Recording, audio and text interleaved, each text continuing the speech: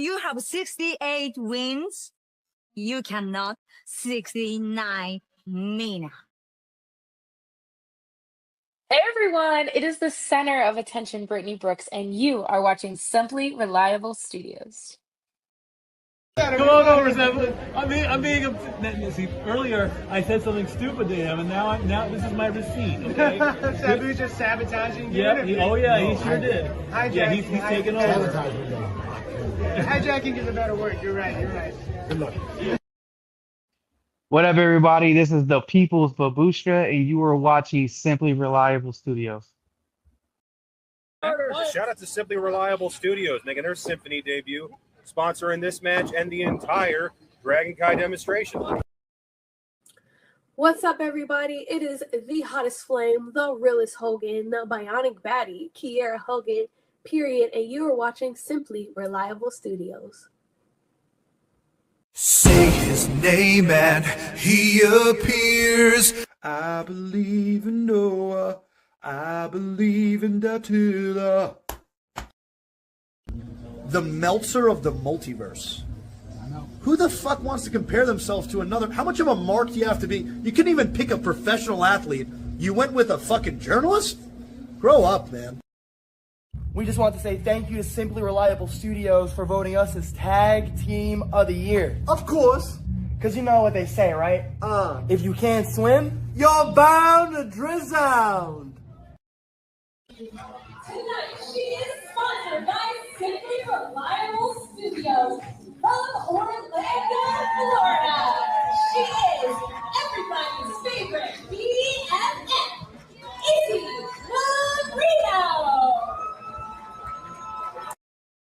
What is going on, everybody, and welcome to the weekly moderated insanity known as the Shenanigans here across the Simply Reliable Studios brand of channels. It is I, your moderator extraordinaire, the renegade of wrestling, JJ Williams, back in the host seat, joined by the Island of Misfit Toys, the simple man Noah Foster.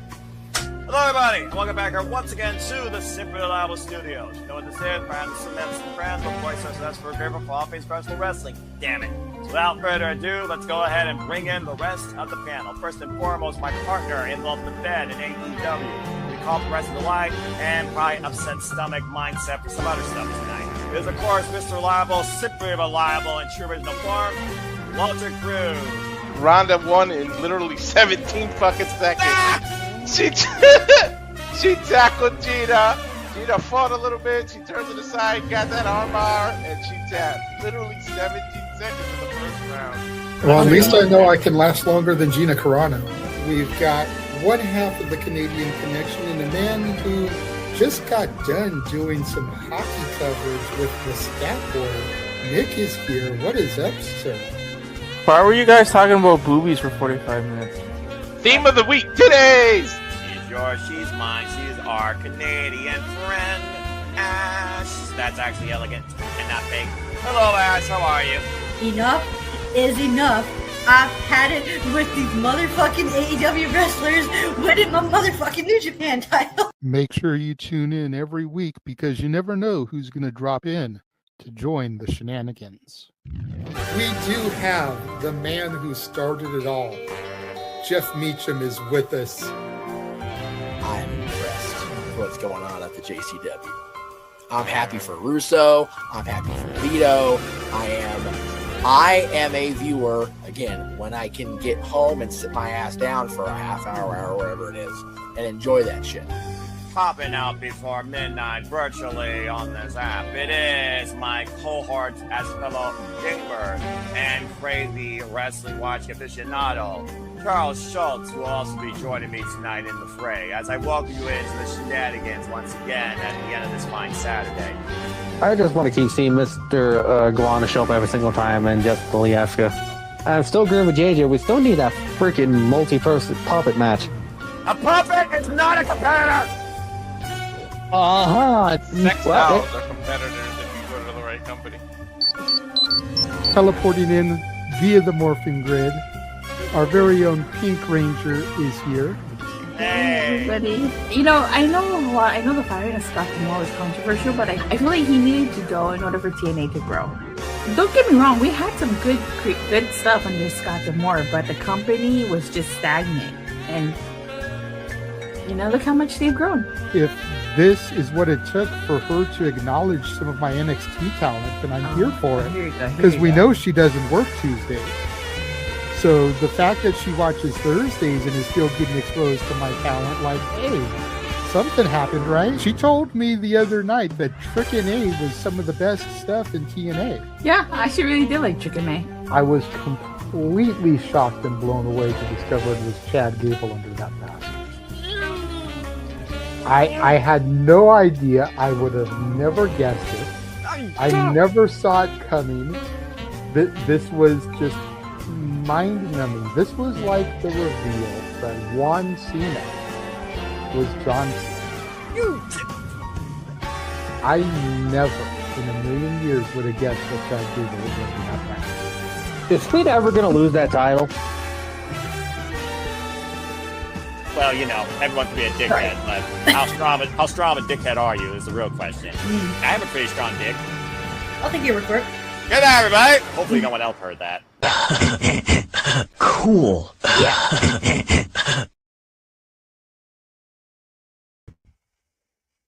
Oy vey, if there was ever a week to not be dealing with professional wrestling, it's this. When did this become the injury report? But I digress. Booger!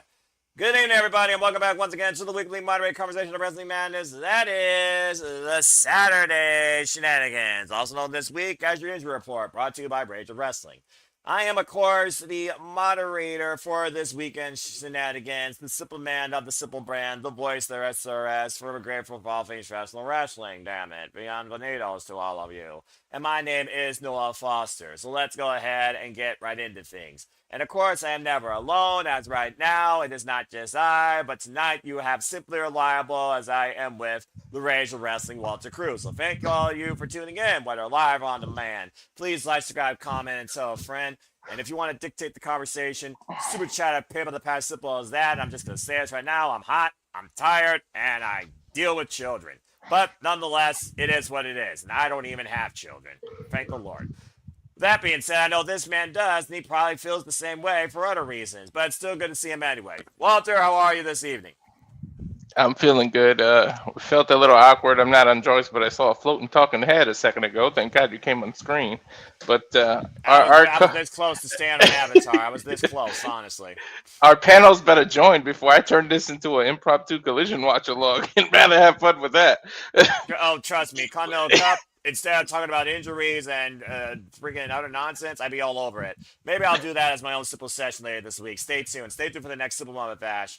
Good stuff tonight, but again, in this name of integrity and reliability, blah, blah, blah, blah, blah, blah, blah, we remain hashtags for the free, so folks, don't spoil collision, and also keep your mentality up when it comes to these injuries that you have no control over, but I guess they're still part of the conversation. All right, well, that was short, sweet, and simple. Hey, you know what? Two-man booth. Maybe we'll get this done in an hour. I'll be perfectly fine with that because I am tired as... And for those that are wondering, the regular wrestling Jerry Williams was enjoying himself at a live wrestling experience. So, there you go. Good to see Darren G and Sarah Ye, Safet, and all of you in the chat and all those watching across all outlets here at the Simple Studios, as well as all those watching at the NoDQ Galaxy YouTube channel, aka the Aaron Rip personal YouTube channel. Say, yeah, to NoDQ. And again, he who shall not be named will be on episode 400, so stay tuned for the next episode of the NoDQ review. But without further ado, Walter and Simple Lab Studios community and NoDQ Galaxy associates for that matter. Let's get right into it. Again, this week is brought to you by one word, and I think this color is more appropriate because if there was ever a time for some people to be injured, it was this week. We have suffered a sustainable amount of injuries, and we also will honor a great passing of a legend that took things to the extreme. And I say extreme in the highest regard when it comes to this man, considering who he's influenced and the crazy bleep that he did. We'll kick things off, though, talking about Mommy, Rhea Ripley, since Mommy's always on top. Speaking of someone that usually is on top, I'm not playing the trope. I'm not in the mood tonight. I'm tired. And plus, it's simpler with me. But you all know what I'm about to say, because she's yours, she's mine, she's our Canadian friend, and the more proper Canadian that we appropriately tolerate, Ash. Hello. Hello, Ash. How are you? Well, now I'm she's on the good. bottom. Well, you know, I have to be the host, so there you go. This is the host window. Acknowledge me. Don't acknowledge me. The less the internet knows about me, the better. Anyway, Ash, how you been? I'm doing very well. Just making sure this little buddy stays out of trouble. Oh, look, we got a cat. Just as Aaron says. Everyone, take a look. There's an orange kitty. Enjoy it. And nothing better than a pussy cat. A Canadian on one at camera. that. I'm not sure what the difference between Canadian pussy and American pussy is, but Looks that's a like whole the one we're going different to be talking about pretty soon, am I right? Well, now to bring that up, while we all might be a hot mess, let's get right into the thing, shall we? First and foremost, we're going to kick things off with, again, welcome to the Simple Alamo Studios injury report. As we've had a plethora of injuries, we're going to first talk about Mommy, Rhea Ripley. Further details have come out regarding Rhea Ripley's injury. Shout out, of course, to this information. This is not in regards to breaking HIPAA regulations, as this is public knowledge, as reported by No DQ and discovered by the Renegade Wrestling J.J. Williams. Rhea Ripley undergoes surgery now for a torn meniscus. As a result, Chelsea, who seemingly just won the Interim Women's Championship, and we will talk about that here shortly as a sub-tangent, Interim apparently may have been removed. So, what do we expect from... Oh. Right.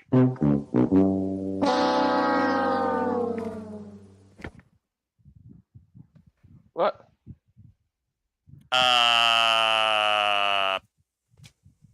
Okay, you go from the best day of your life to the worst day of your life, but I don't know. She's like, well, now you give a smile anyways. Maybe I should have rephrased this. Let's just go ahead and talk about Mommy real quick. What does the lack of Rhea Ripley mean in the WWE when it comes to the pedigree of the SmackDown Women's Division and the Women's Division of the main roster as we know it? And when do we think Rhea is going to return so Mommy can be on top? When is the appropriate time? Is the Royal Rumble, much like Tiffy time at number 30, when they go back down under at a day that we don't know, or even closer to WrestleMania season, even though it's in Saudi Arabia? Let's go ahead and see what one thinks about Mommy. When does she get on top again? When would you like to see her on top again? Walter, I'll start with you. When do you think the best time is for Rhea Ripley to return? Torn meniscus. Not a doctor. Believe that's 4 to 8 weeks, something like that. So on the fast side, you could do 4 weeks. On the long side, 8, which is 2 months. We're in August. That's October, November. Maybe after War Games, you a la CM Punk make it look like the thing is ending, and you pop Mommy out, and she goes nose to nose with somebody, but. Then that means you have to involve whoever the women's champion is at that time, and it better still be Chelsea. But whoever the women's champion is at that time, and you can go nose to nose with them. But then again, there'll be 5 people out there unless you clear it and you do something like that. But I would guess Royal Rumble is the other spot. Just give her extra time. There's no need to rush back and then risk her being injured again. And the women's division does miss her, but we did just get Stephanie Becker back and Becky Lynch on Monday, so Raw's is okay. SmackDown, they're not the strongest women division, and at least it seems like the booking doesn't allow them to be. I don't know why they don't have faith in this. Like, let people do things. Just try. Actually, there's the silver lining. When people go out and get hurt, try new things. They did it. They gave Chelsea the win, and we're going to talk about what happened last night, but you tried something out of the box, different and new. You got Money in the Bank coming up, so we'll find out who wins that and who challenges that title. That's interesting. Just try something. And I'm not talking about just throwing shit at the wall and see if it sticks. No. I know you don't mean that. Just please give somebody a chance who we don't expect. Just pull the trigger. Like, we as fans will get behind somebody. Just give us some good booking, because I'm a huge Julia fan from Japan and from everything she did in WWE. She was cool in NXT. She came to SmackDown, and it's like, what the hell did you do with her? Like, it's damn near disrespectful. It is disrespectful, not damn near, what you've done to this poor woman. Like, I feel bad for how you booked her.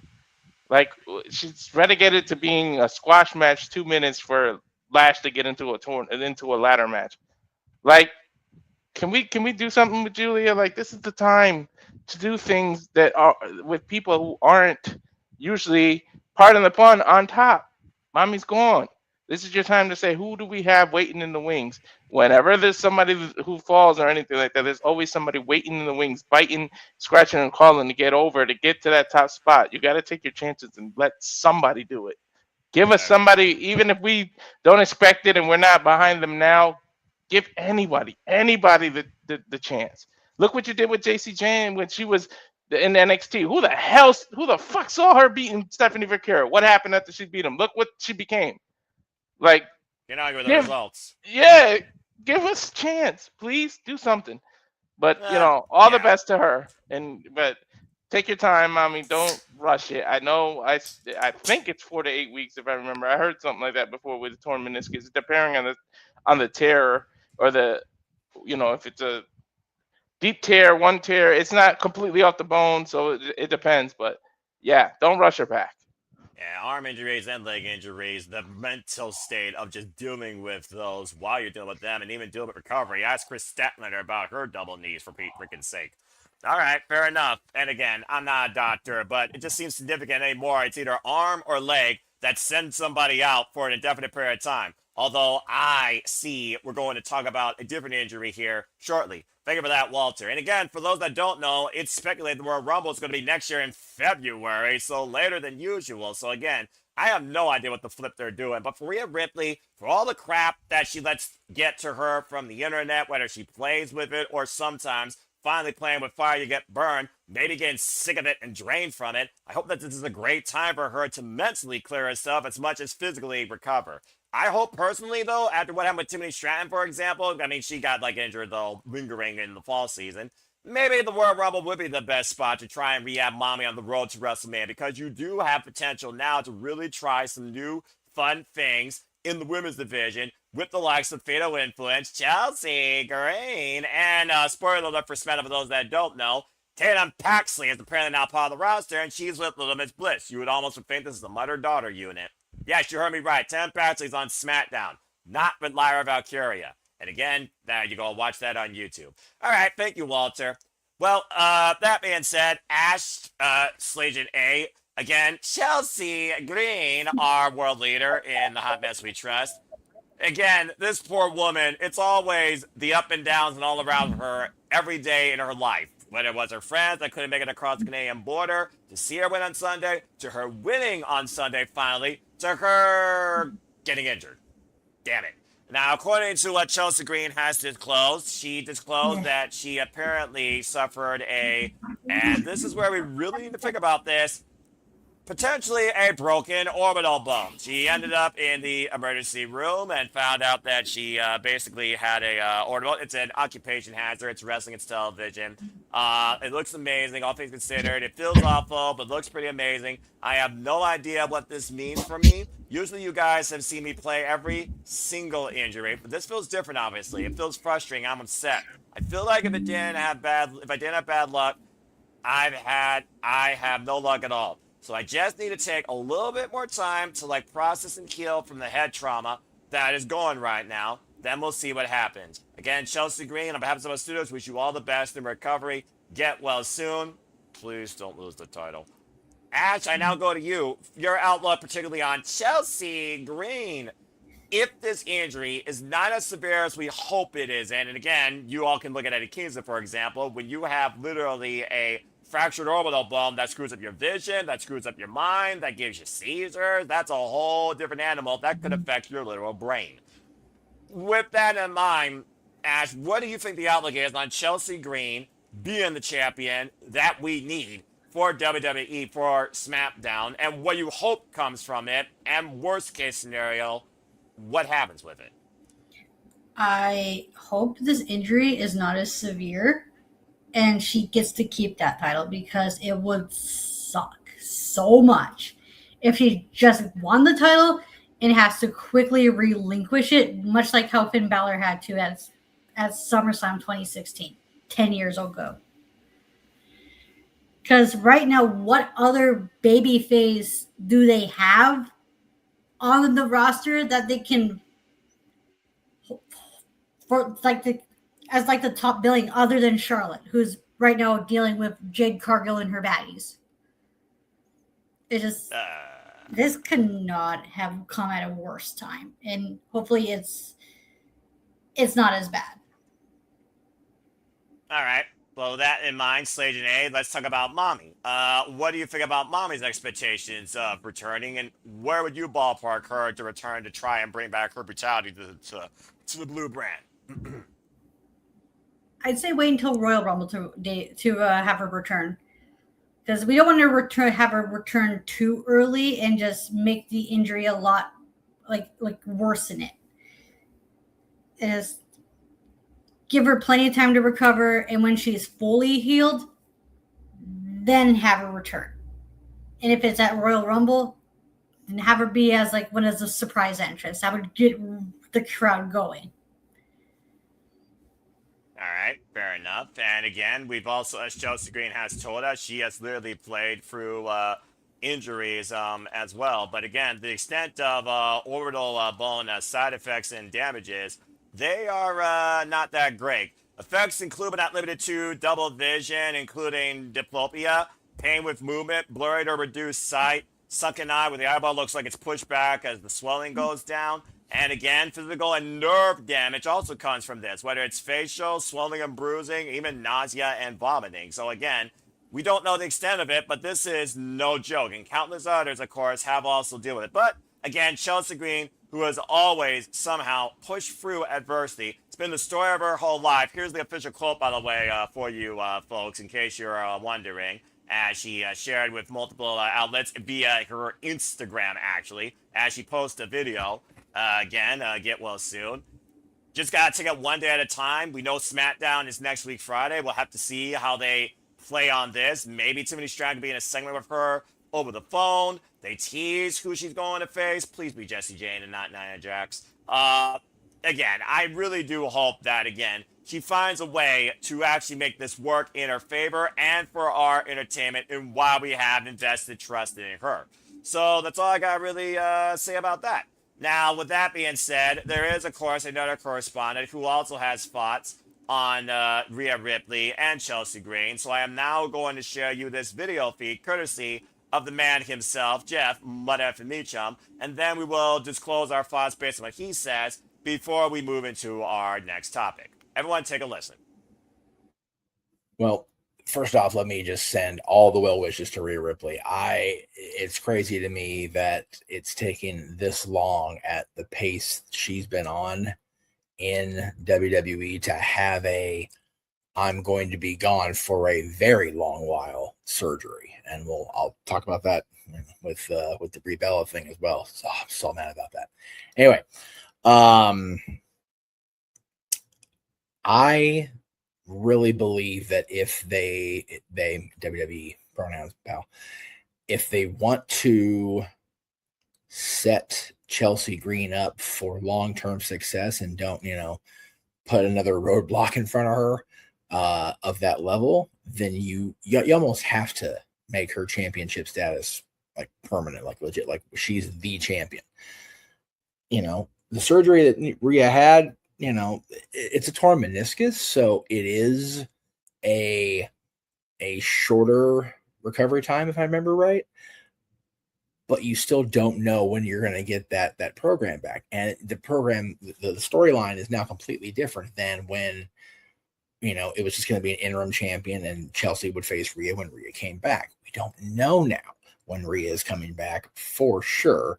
And, there was a storyline built in with Jade Cargill for Rhea Ripley. Chelsea's got storylines already. If you watch SmackDown yesterday, there's the thing with Lash at Nia. There's the possibility of Tiffany Stratton turning on Chelsea and having that, the world champion versus the U.S. champion. That was always the deal back in the old WCW days, so why not? But I really think that the interim champion needs to be removed from Chelsea Green. And Agent of Chaos fully admitted, I copped to that shit. It would drive the haters crazy, and it would bring the Patriots to their feet. It would reinforce everything that people spoke out against Michael Hayes when he made that comment on Real, and it'd be such a great discussion topic for, I don't know, a panel show, something like Saturday Shenanigans, maybe. Definitely take that interim title, the interim word off of her. Chelsea Green, is the WWE Women's Champion. I cannot say it enough. Thank you for that, Jeff Meacham. And I can confirm, in case you're all wondering, yes, the interim was officially removed as she was announced officially on SmackDown on television as the Women's Champion. Orbital, bone, fret, or not, she is right now and forever will be known as if not the WWE Women's Champion. So good for her. So, again, to Jeff's point, though, there are so many incredible talents there. We've seen the rise of Fatal Influence. They still, of course, have the tag team titles. They offered Tiffany Stratton and Chelsea Green a shot at the titles where all hell broke loose, and this happened with the freaking interference of that bougie bitch and, of course, the walking hazard of 2020 that seems to be far better in 2026 for all it's worth. And again, there's this before since I figured they'd be focusing on the tag titles, but again, heel and heel, what are we doing here? What are we doing? Chelsea Green, Tiffany Stratton, both of them could have a unique chemistry. Both of them could entertain one another. Of course, Tiffany Stratton holding the title that the title that only Chelsea Green has defined in its existence. And yeah, we have seen before these situations where we have champion versus champion and not necessarily title for title. So I would love to see an out of nowhere, just literal someone's like, Tiffany, you want a shot? I'll give you a shot. Jesse Jane, you want to talk smack on my show when I am the ruler of the world? I will defend this against you at freaking the Crown Jewel, whatever the show is. I really do hope there's bigger expectations for Chelsea Green still holding on to this title and she's not vacated from it. As far as Rhea Ripley goes, I'll say it once, I'll say it again. This business could be both mentally and physically taxing. It could break you both ways. Multiple people have come back from meniscuses, though, as I've said. But again, if she's hardline to the better part of 2027, that's a hard timeline for SmackDown to truly reset the SmackDown division, and they're right now in baby stages. And right now, the face of the division is right now up in the air on what extent she can offer for our entertainment and for that women's division investment as their champion, the champion. She's not interim, folks. Again, she's the champion. So I have concerns here, honestly. But again, looking at the talent, if Charlotte Flair's doing Jade Cargill, okay, keep both away from the title. Or somehow have Jade Cargill injured and Charlotte Flair goes after Chelsea Green, because I just think that would be an extremely humorous match considering what Chelsea and Charlotte might interpret each other as. You know, the jester and the queen. It writes itself. Jade Cargill never to be champion again. We tried that experiment. Done. The baddies, they are simply that. Just baddies. No one cares about them. Go work at Magic Walk. And as far as Tatum Paxley, like some Bliss, tag team maybe, you know, go after Fatal Influence, you know, pop out of the dark and come in the light. Speaking of which, believe it or not, coming out of the manhole before midnight. Walter, I'll pass off to you as soon as I introduce Charles Schultz. Charles, how are you? Feels like a long time. Well, hello, everybody. It's been a while since we heard your voice, Avatar Man. The only real Avatar Man, the Saturday Shenanigans that we appreciate and acknowledge. That being said, before I give you your thoughts on this, Walter, I saw your hand. What you got to say real quick? I think we'll be all right with Chelsea because I remember, I don't know if it was last year or a couple of years ago, she broke her nose and they just had her with her mask still coming out. True. And being her, quote unquote, annoying. I don't find it annoying, but, you know, being herself. So I feel like they could still keep her strong. She doesn't have to wrestle in the ring. And you remember Undertaker in 95? I believe it was, broke his orbital, and he had that Phantom mask on, and they let him wrestle or whatever. I do remember that. Yeah. I do remember so, that. I think Chelsea can just stay strong, maybe on commentator or on the mic, and still keep the women's division going as we develop the next challenger. So I think we'll be fine. I don't think she'll have to give up the title or anything. Yeah, she'll just find a way to put on a mask and make it look like a hot mess and still continue her character. And as long as she can still freaking see clearly and walk cognitively without getting motion sickness, because again, that could be side effects. But I do like that outlook. And again, if she can't be there, have her talk on the phone. Somehow FaceTime it. Have it on speaker. Somehow you have to keep Chelsea Green engaged in the SmackDown division. She's their champion. Damn it. Period. Simple as It's just that. bad. Not that there's ever a good time. It's just bad timing. Because I really felt it last night.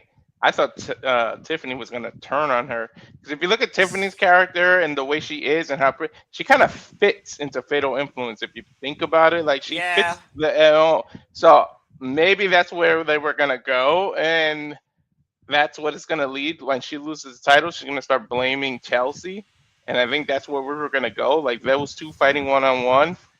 Or maybe she did join Fatal Influence, but I'm kind of hoping that is where they go. Look, we don't need any more heels when there's an offset balance of heels and faces on the SmackDown division when they don't know what to do with the glamour. Blake Monroe, nor with Julia, to your point, all right? Right now, they don't even know what's underneath Chelsea Green. So if Tiffany Stratton being along her side is the best tangent, go along with that. Hell, Tiffany Stratton had fallout with Fallon Henry and freaking NXT at one point. Switch the roles. Tiffany's the baby face and freaking Fallon's the heel. Build a singles out of that, and maybe they go after the tag team championships again, or maybe that's a crutch to find Jessie Jane as a fatal influence in the challenger conversation, much you were talking about. Charles, let's go ahead and get some thoughts for you before we get back to action, maybe close this thing out. What's your outlook on Rhea Ripley? Time of return, you think that's appropriate? And what do you expect from Chelsea Green as the WWE Women's Champion? Well, first of all, the Rhea thing. I expect her to be back at the Rumble as a surprise entry. That's the more realistic than I see happening. As far as the Chelsea thing go, she cannot catch a break.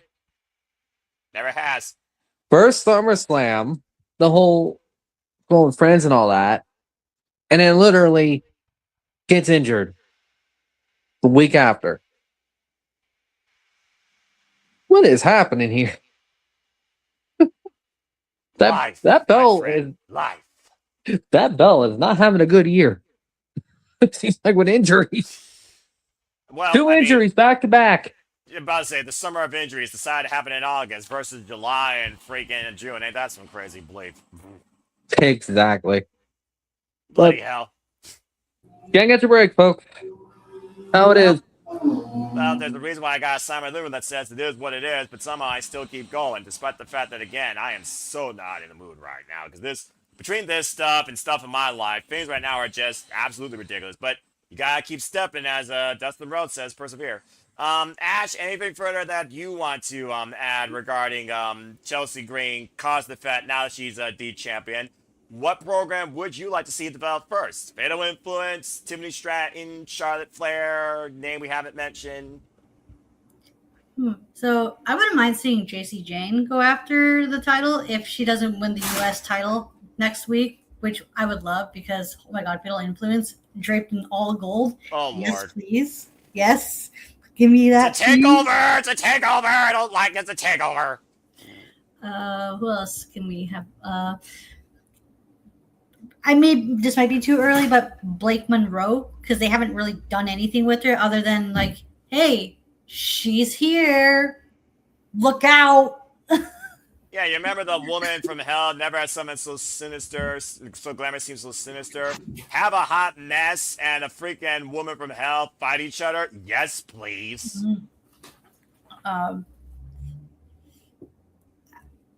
Julia's another person I wouldn't mind if we can build her up, unless she's stuck in unless they're going to have her go after Tiffany Stratton. It's the women's division in SmackDown is just all over the place right now, and that's not a very good look. I feel like she's been reduced to main events. Ooh, that's sad. How the mighty have fallen. When was she mighty to begin with in the Fed? NXT. For how long?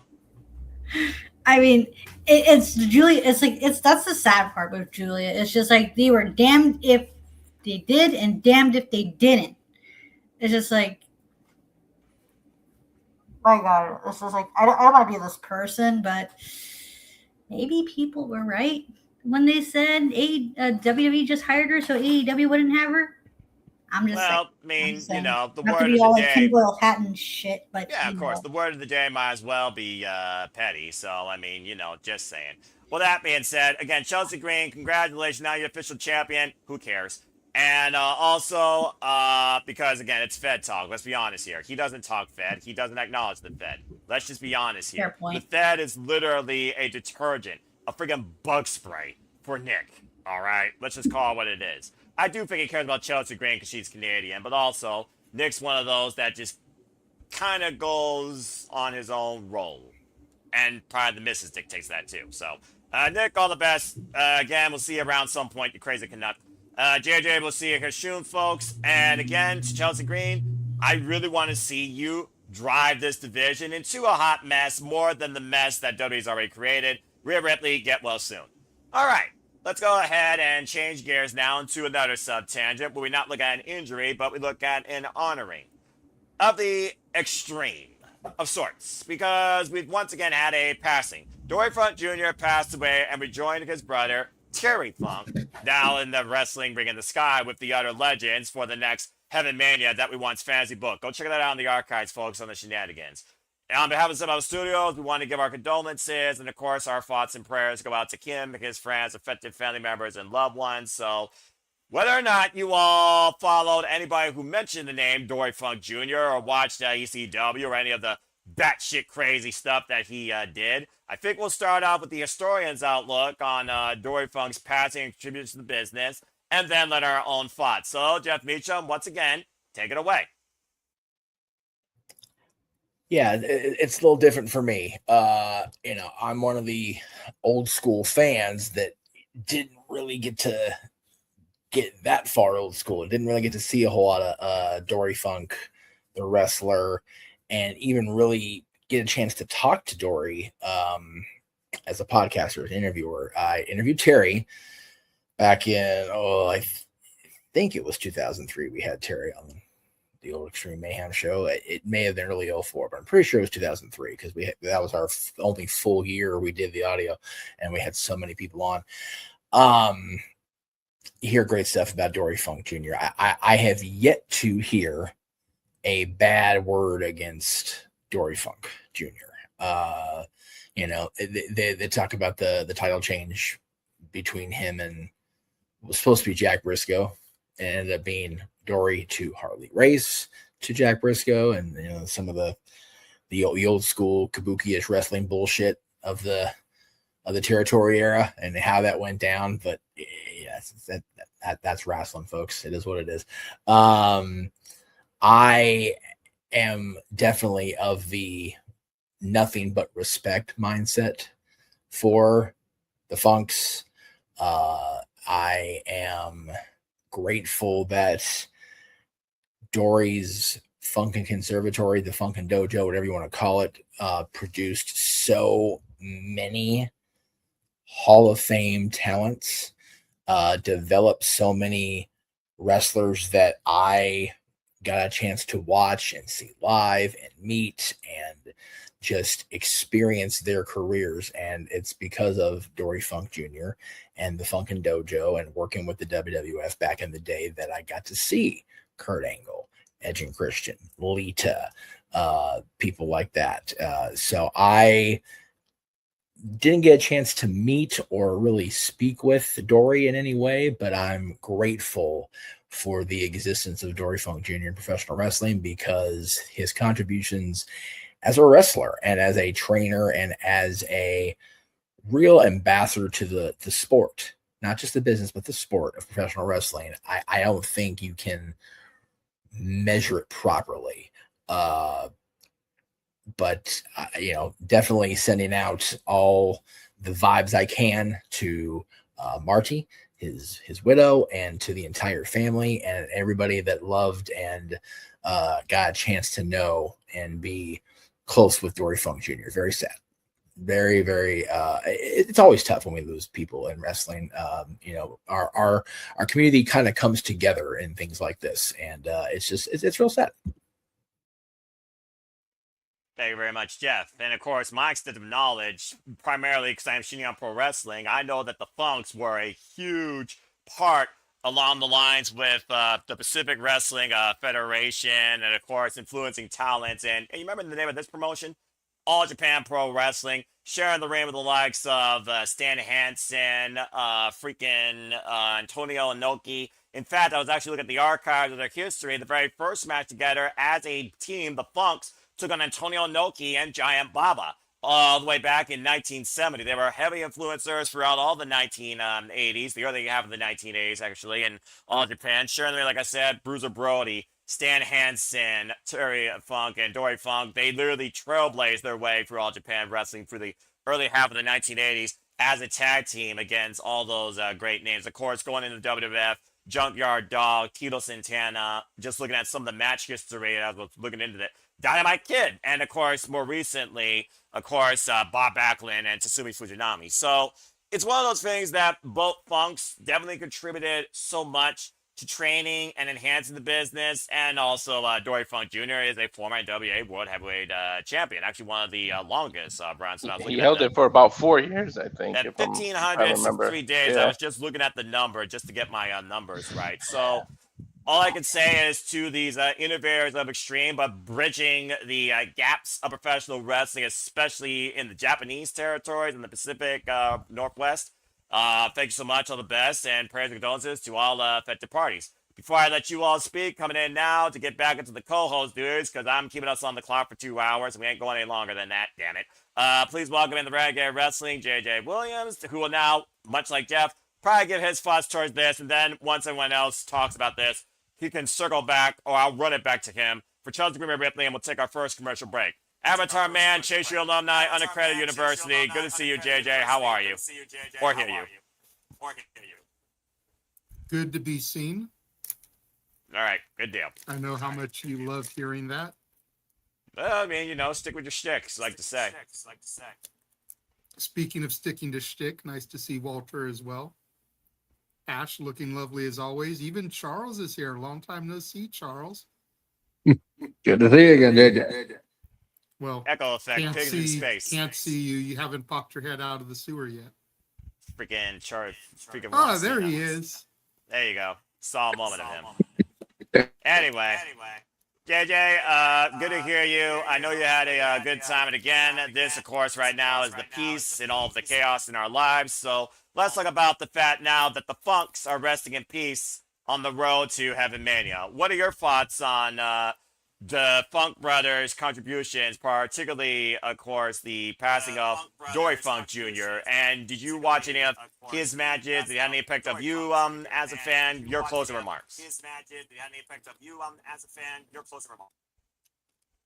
So I think we're all in this room too young to have ever really watched Dory Funk. Had to go in the archives.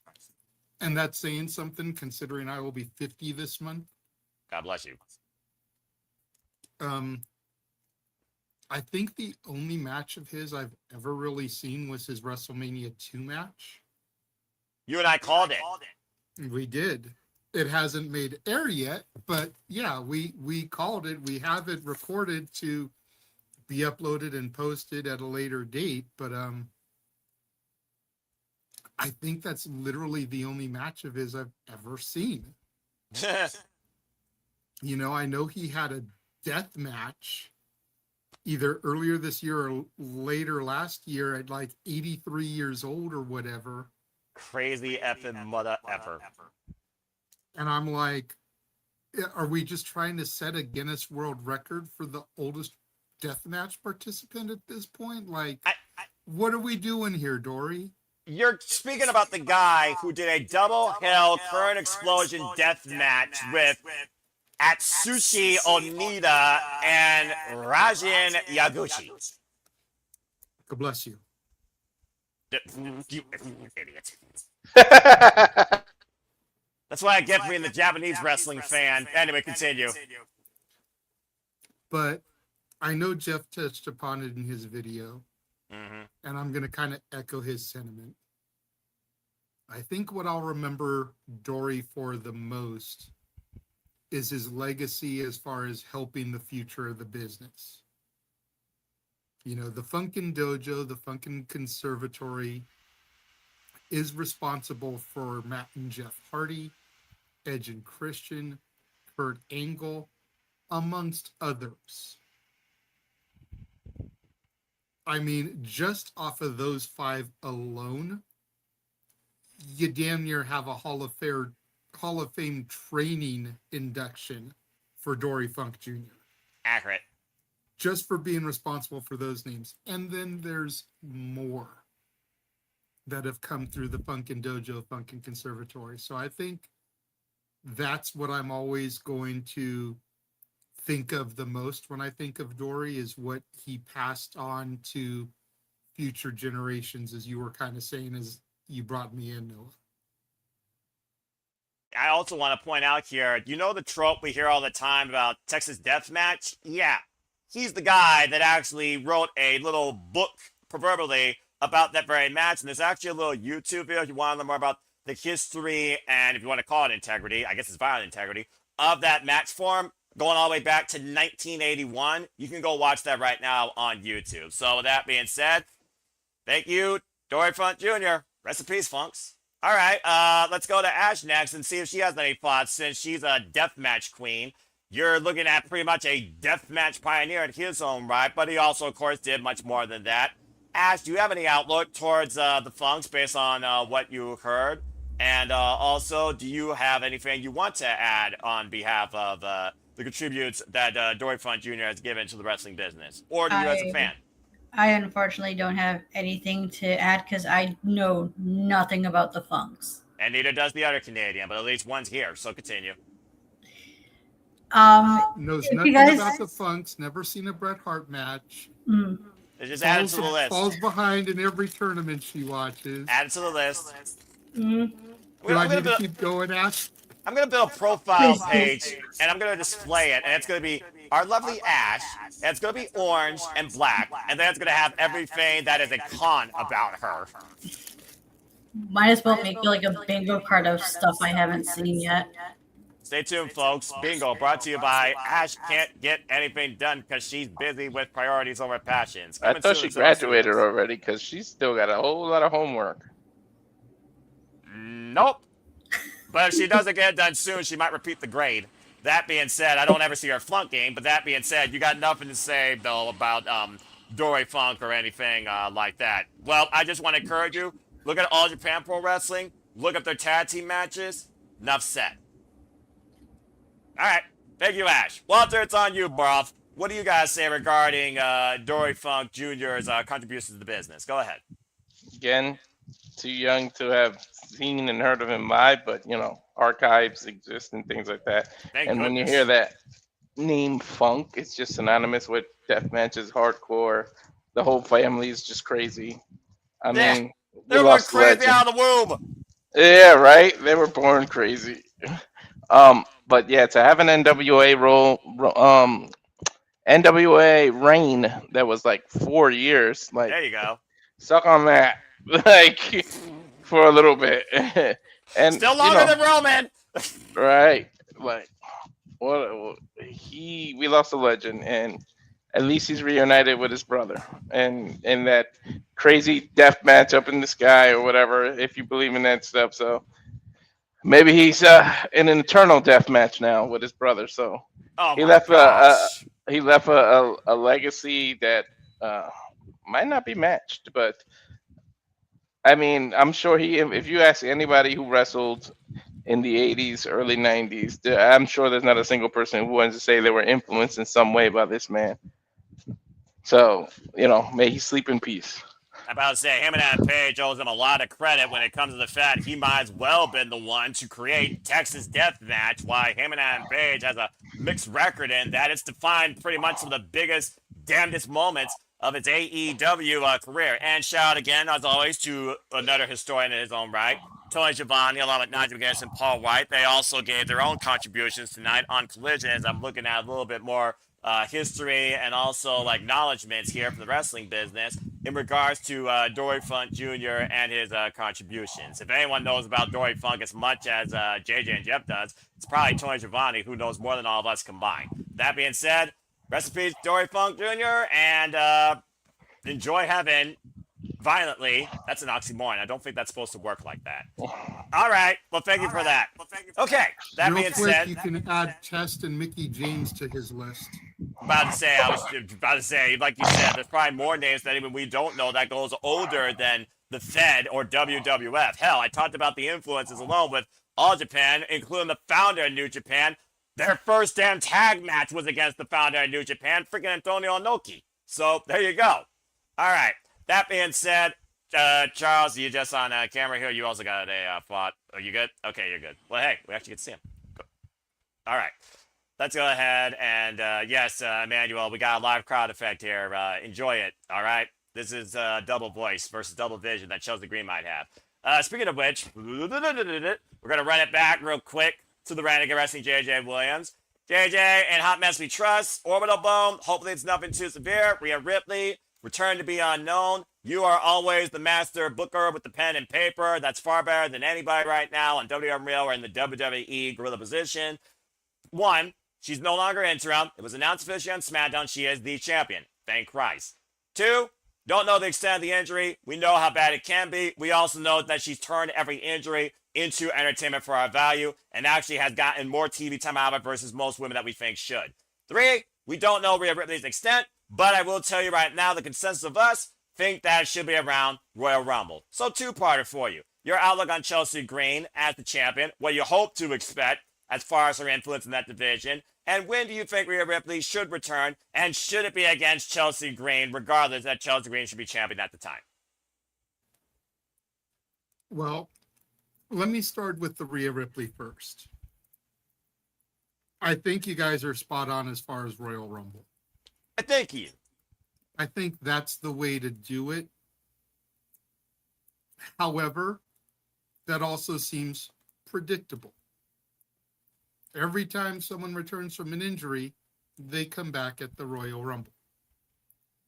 And a lot of times they win at the Royal Rumble. Now, we're fond of saying predictability isn't necessarily a bad thing. Damn it. But if I had the pen, I would do qualifying matches for the Chamber. And I would have a wild card entrant. That way you could get a little buzz talking. Is it a AAA person? Is it an NXT person? And then Rhea Ripley could return, win, enter the Chamber, go on from there. Not quite as predictable, while still making it a massive moment, I think. Okay. As far as Chelsea goes, you're right. Every time she's been injured, she's played it up on the camera. She's still been there. She's been able to turn it into comedy gold. The only problem with that, she's the women's champion. Yes. At this point, we need to take Chelsea a little bit more seriously than comedy gold. Agree.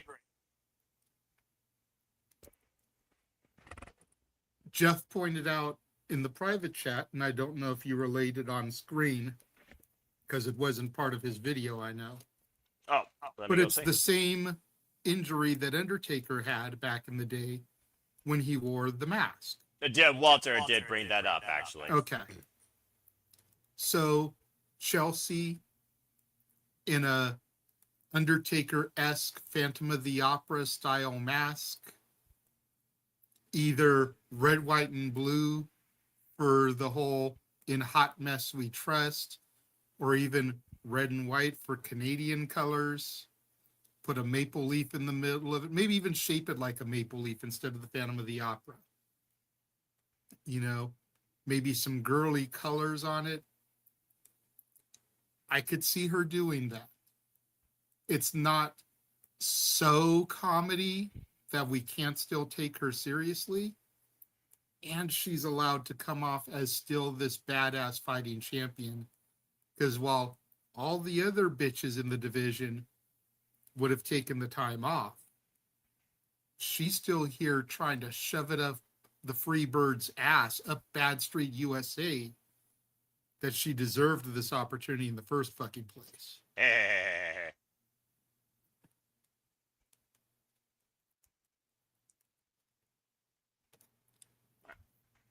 All right. So it sounds like we're pretty much around the same consensus. Bring the brutality back when the clock hits 0 at the Royal Rumble. Whether or not you're 1, 30, or some other number in between, because believe it or not, there are some numbers that have not won the Royal Rumble yet for the women. And of course, Rhea Ripley, she is an Iron Woman. She actually has literally won the Royal Rumble from beginning to the end position. So, Nick, you're an idiot. You still need to go do your homework, bro. I like the idea. I was just going to say, Nick, did you actually watch SmackDown? The answer is no. To see them announce her as the actual champion? To see the interim crossed off of her shirt and permanent written in? Because if you don't watch the Fed, you didn't see.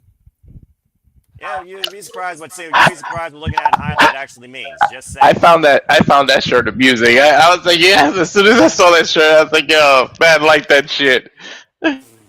Chelsea Green is brilliant. But in terms of Rhea, I like the idea of her coming out at the end of the Rumble and go nose to nose with the winner, because then you could book Chamber to be the winner gets the shot at WrestleMania, because she never lost the title. She got stripped, so she doesn't have to be in the Rumble. She shouldn't have to throw 29 other women over the top rope to earn a shot again. She should just, whoever the winner is, you come nose to nose with them after they're celebrating, and then that's your Chamber match, a one-on-one.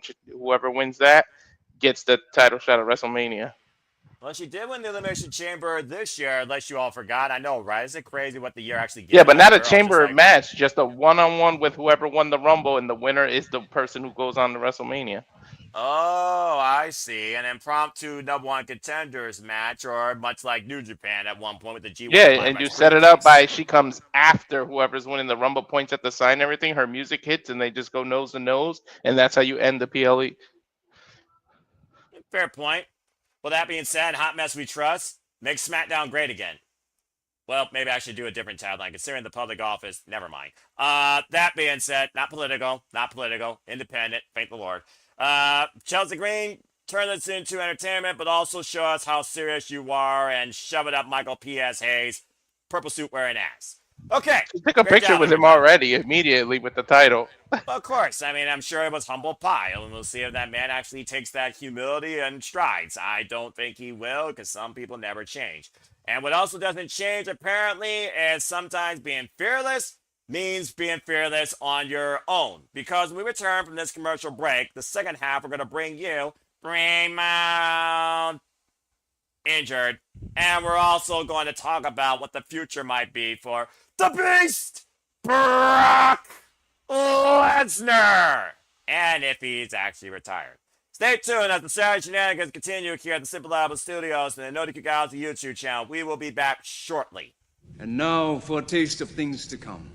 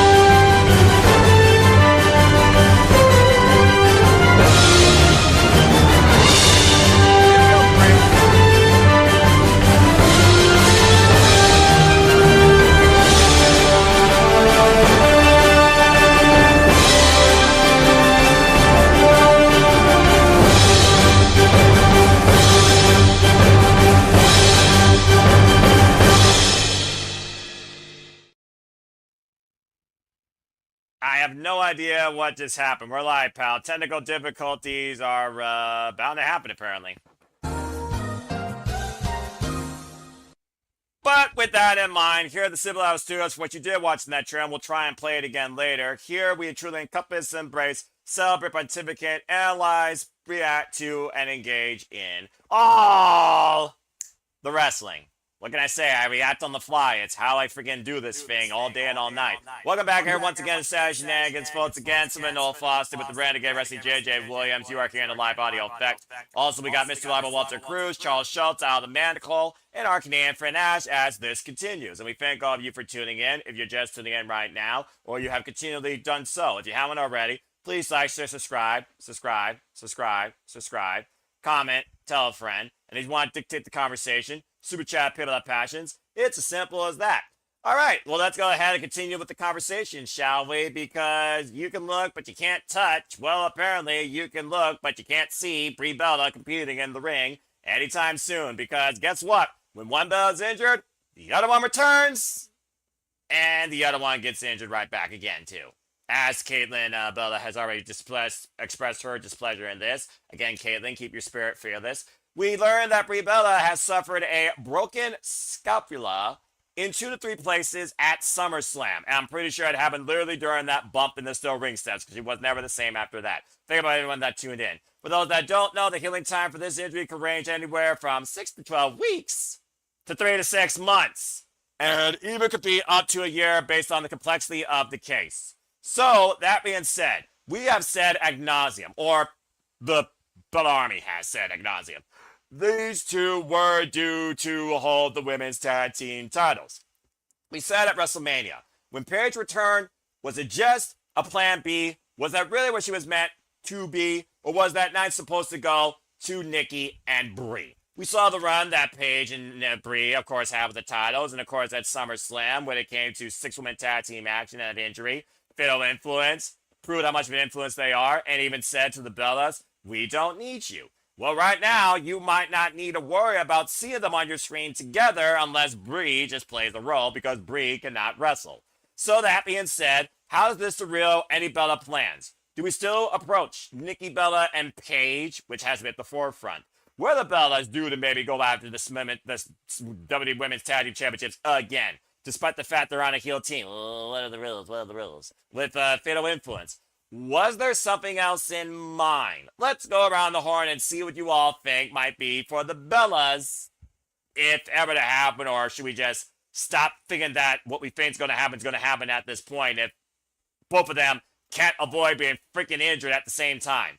I think it's only things, so we're talking about fearless, capable ladies. We talked to the fearless, capable queen of the SRS. Shout out to the Tilla, by the way.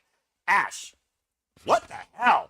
I feel like the Bellas are more cursed than what Danhausen do to people and what Chelsea Green's karma has been to her whole life. These two can't do anything together when it comes to being in the ring and working together with one another for a goal, because one's always injured. Like, seriously. So that being said, how complex does this make the Bellas' plans? It is quite the crazy coincidence. They can't, they both are unable to stay healthy at the same time. Bloody hell. I wish them a speedy recovery. It's Brie that's injured, right? Yes, it's right scapula, by the way, which again, in case y'all don't know what that is, that's your shoulder blade. Oh. Ouch. Yeah, she's going to be out for a while. I wish them a speedy recovery, and it is just going to prolong the eventual Brie and Nikki tag team championship reign, because I'm pretty certain that's the whole reason why they made their return, is so that they can finally be tag champs together. It's going to happen. We just don't know when. You really think it's going to happen? Eventually. It has to at some point. It's going to. I just don't know how long the reign is and when. That's the thing. The when and the where. Well, never say never. Does at least have the 1% chance, despite the fact they right now we're supposed to be heels and the traps are on heels. So, give you that. And even JJ doing his best, Toriano. And another thing is, with the Bellas, with Brie out injured, that's one less tag team in the division. So they really got to start building up tag teams so that they have people for fatal influence to challenge before them. even if it means having to create these makeshift tag teams. Well, let's see. You got the baddies. Nope. You got Chelsea Green and Tiffany Stratton, who challenged impromptu. You got the Irresistible Forces. You got maybe Alexa Bliss and Tatum Paxley. And you got... Well, actually, that's it. Maybe. Again, speculation aside. So that being said, you only see it being a tag idea. You don't see Nikki Bella pursuing anything singles-wise. I don't know who they have for her to feud with, other than like have Nikki in the IC title picture. But other than that, I don't see what else they have doing with her once she's done feuding with Paige. Damn. Wait a minute, Nick. You're an idiot. There aren't women's tag titles in Ring of Honor. What the heck are you smoking? Then again, you're Canadian. That's kind of his point. That's the joke. It's a poor joke because, believe it or not, Ring of Honor actually does have women's tag team wrestling pretty strongly. All right, well, thank you for that, Ash. If I could just say one thing, surprises me that Nikki Bella doesn't try and swerve us or turn the page and go after Chelsea Green, considering Chelsea Green calls herself the diva of this era. We literally got back the diva of the divas era. It writes itself. Maybe that could be a different plan. Just figured about it. Because again, Nikki Bella, she's rolling solo. All right. Well, thank you for that, Ash. Let's go to Charles next and guess his thoughts. Charles, Bella plots. Do you have any in mind? And how does this affect anything that you thought could have been in mind? I said everything I was going to say. And it's just like ridiculous. The Bellas can't catch a break. And again, everyone's getting injured left and right, seems like. No matter what. Look at the vision. What vision? Exactly. That's the biggest one example.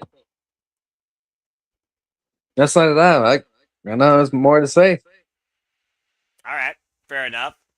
JJ, Nikki Bella, are we just going to do a short-term Nikki Bella and Paige program? Can you see Nikki Bella confronting Chelsea Green or finding her way towards the WWE Women's Championship? Does Bree somehow still find a way to be part of the conversation, even though, again, shoulder injury, again, that's not a joke. And by the way, kudos to her for actually finishing the match because, again, we saw that shoulder bump in the steel ring steps. She pretty much was effed up after that. And she still was heavily involved for the duration of it. I don't think you need to necessarily take a pen and paper to this, but I do think you can give a simple outlook on it, JJ. How does this affect the Bella's plans going forward? And does Nikki Bella continue forward now on her own? And is Paige just, as much as I don't want to say it, it sounds like it is this, a stepping stone? The floor is yours, JJ. You are muted. So here's my thing. Bree got injured during the match. Correct. Bree knew she was hurt during the match. She just probably didn't know to what extent. Correct. Everybody else in the match knew that Bree was injured. Correct. Including the referee. Correct. And none of this. So why the fuck did we go ahead with the heel turn in the first goddamn place?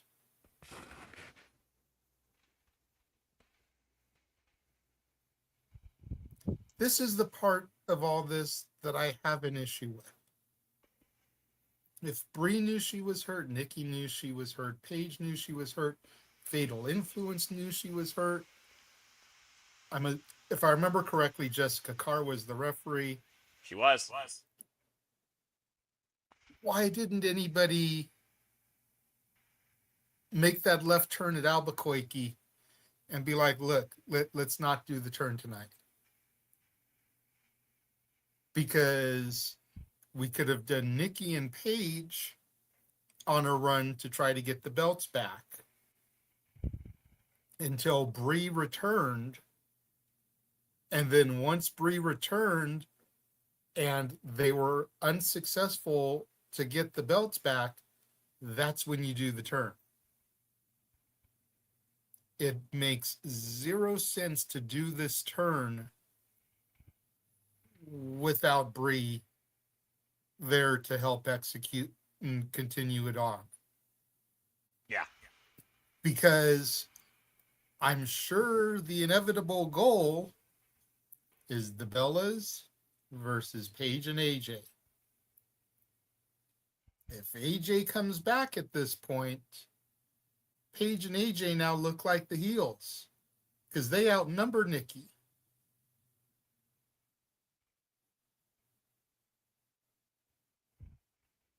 Other than that, it sucks for Brie.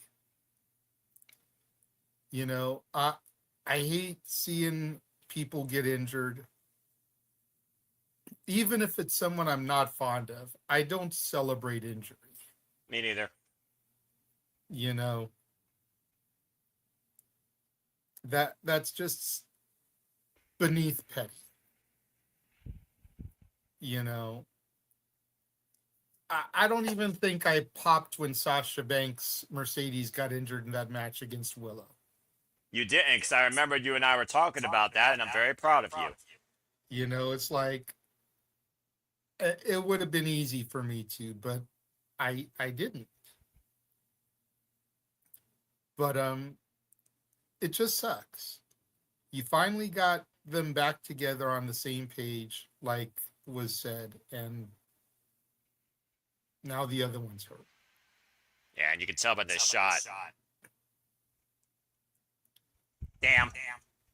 And I mean, I think it was Bubba, Bully Ray, who pointed this out on Busted Open. Sirius XM, channel 156. Check it out, everybody. Keep loving. But neither of the Bellas have that much meat on their bones. So for that move to be executed, there's very little to no padding to cushion it from Jump Street. Especially against steel ring steps. Exactly. It's not like it's a Nia Jax who's got a little bit of cushion and padding to take a move like that. And accurate. And Nia has lost weight. I'm not trying to fat shame. I'm a fat fuck myself. You know, Nia has lost weight. Good on her. Proud of you. But she's still got more meat on her bones than most of the rest of the division. Accurate. She takes that move, probably not going to get her shit broken the way Brie did. Just being 100. No, legit. I hear you. You know, so it's like maybe you shouldn't have tried to do that shit in the first goddamn place. This isn't independent wrestling where you need some holy shit spot to entice the fans to come back in a month. This is a major wrestling company. Granted, second biggest pay-per-view of the year. You ain't got to do all that. There's a difference between spots that bring out intensity and stupidity. I think we all know which category this falls into. Survey says ding. I hope Brie has a speedy recovery and it can be more in the 6 to 12 weeks as opposed to the 3 to 6 months or a year. We'll have to see. All right, thank you very much. Before I give it to the one that I know is going to bring the most heart into this, considering this affects his friend, Walter, it's now on you. Again, for the Bellas, they can't catch a break. So, what do we do now? How long does this derail things? And like I said, do you think there is even a 1% chance of them becoming the women's tag team champions? And does this also hold AJ Lee's return, much to what JJ was talking about? Was AJ Lee and Paige the first game, an end game? Was it a game that could have been plotted? Go ahead, Walter.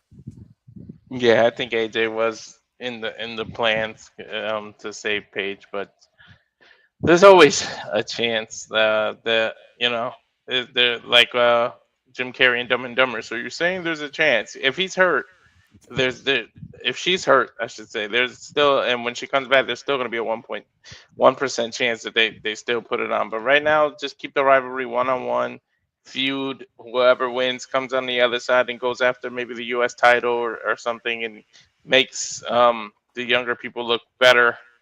I don't know what the original plan was with Paige. I assume it was to go with AJ, but Paige was a huge singles star before. Yeah, she won tag titles and stuff before in the past, but you can have her go on to the single division as well. You got Money in the Bank around the corner, so you have some saving graces after you end the rivalry. Whoever comes out on the other side can declare or enter a match that qualifies, which is probably what they're going to do, and go move on and go to the Money in the Bank. But it sucks for Brie, but don't put it on ice because one person's hurt. You still got to go through, because then if you save it all for when she's coming back, and then something else happens to somebody else, now you're back to square one. Just go on, move on to whatever you were gonna do.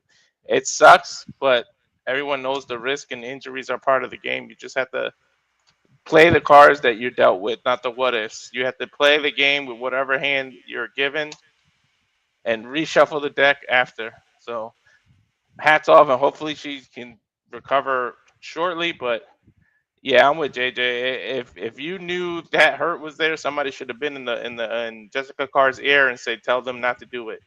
Don't turn yet. And you could have did that, and her and Paige been a team for a while. But who am I? I'm not a booker. Whatever happens, happens. I just hope she's okay in the end. It's about people's health and lives in there, not stories and what they put their body on the line to entertain us all the time. People criticize, especially those people that would never enter a goddamn ring. Themselves love to criticize what other people do, a la Jade, and people saying the botches with her and Charlotte. Let me go see you go do this shit. I'm really tired of people talking about how people fuck up in the ring, but you wouldn't dare get your ass from behind a computer screen and go do what they do.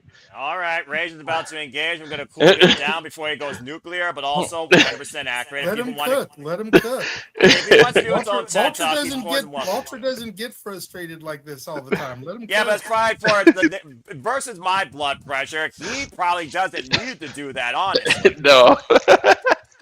But yeah, it's just tiring. Obviously, go take bumps. I've done it. I've trained. It hurts like hell, and injuries happen at any time. I've had different injuries, and I know what it feels like. So I'm just hoping she's recovers. But leave the rivalry 1-on-1. Do what you're gonna do and move out of it. Money in the Bank's around the corner. Make the female Money in the Bank seem really important. I feel like it's been kind of the last few years until yeah. I mean, considering the last winter, she got the title, she got her moment for a month, and then she got pregnant. One forgot. Yeah, that was Naomi, folks. Yeah, it was. That was the last time it was on fire, but then that happened. So that was a good moment, but. Yeah, and again, there's no bigger moment, I think, in a woman. This is just me speaking for a humanitarian standpoint. I don't think there's a bigger goal for any woman in this life, if they truly set their mind to it, than starting a family and having a baby. So, to those that choose to do that, more power to them. And that should not discredit anybody that's a fan of them, especially if they're a worker in this business. Hello. But thank you, Walter. Again, hopefully she's back soon, too, because the division is really missing Naomi, and it was really missing Bianca. So, go be with your family, do what you got to do. But when they come back, I feel like a fire will be lit under the women's division's ass again. You can only go. I don't know if you can keep the same character Naomi was, because there's no way you're going to boo her after she went away and had a baby and everything. But it was. Well, we've already talked about the outlook of traditional wrestling. There aren't no heels. There are no freaking faces. They're just people that you respect and you just applaud because you like the presentation or you actually do in the ring. And again, Dattila, shout out to the other queen. Here go Flower, Pop Culture Powerbomb next today, following to his venture. Statboy approved. He did talk about that, of course, during our watch along. And everyone's on point here. Yeah, I think because W loves the retcon stuff. I truly believe that the Bellas were going to go through both programs. They were going to run back Paige and AJ Lee. They were going to give them a chance at the straps because who gives a damn? It's heel versus heel. We're going to go after the titles. We're the divas that you, Fatal Influence, are trying to be in this era. So they could run a program at that. They could have literally run this match, and Paige could have interfered and cost them. I do think the heel turn, though, with this injury, and by the way, if this was the booker who should have told the referee, but if they actually can't do anything, I blame the booker more than the talent, because at the end of the day, we know who dictates the match, and unfortunately, it's not the people in the ring, especially if you're behind the scenes. Oh, wait, that's right. We already know, because WWE Unreal showed us. Hello. So about exposing the business. But yeah, I feel like at this point, if Brie can't be by Nikki, you might ice the Paige thing and just have Nikki go after Chelsea Green and flip the idea of what we think's going on with the women's division. Because right now, Nikki, she's floating. Paige, she's floating. Brie, she's recovering. So it is what it is with that. And as somebody that's 132 pounds and purely nothing but bone and skin, yeah, you ain't getting me bumping anytime on anything like that, especially against something that's steel. So just saying. I wish Brie nothing but the best in her recovery. And much like Bryan Danielson, who of course was encouraged by Brie, if you fight for your dreams will fight for you. Obviously, Brie and Nikki have this dream to be the tag champs again. I truly do believe that. I mean, they're already, in case y'all forgot, they're already WWE Hall of Famers, and you would think at this point they'd be fully retired. Nope. So I do hope they do get that last milestone that they probably wanted to do and dreamed about before they even got in this business, when we didn't even think tag team titles would be a thing.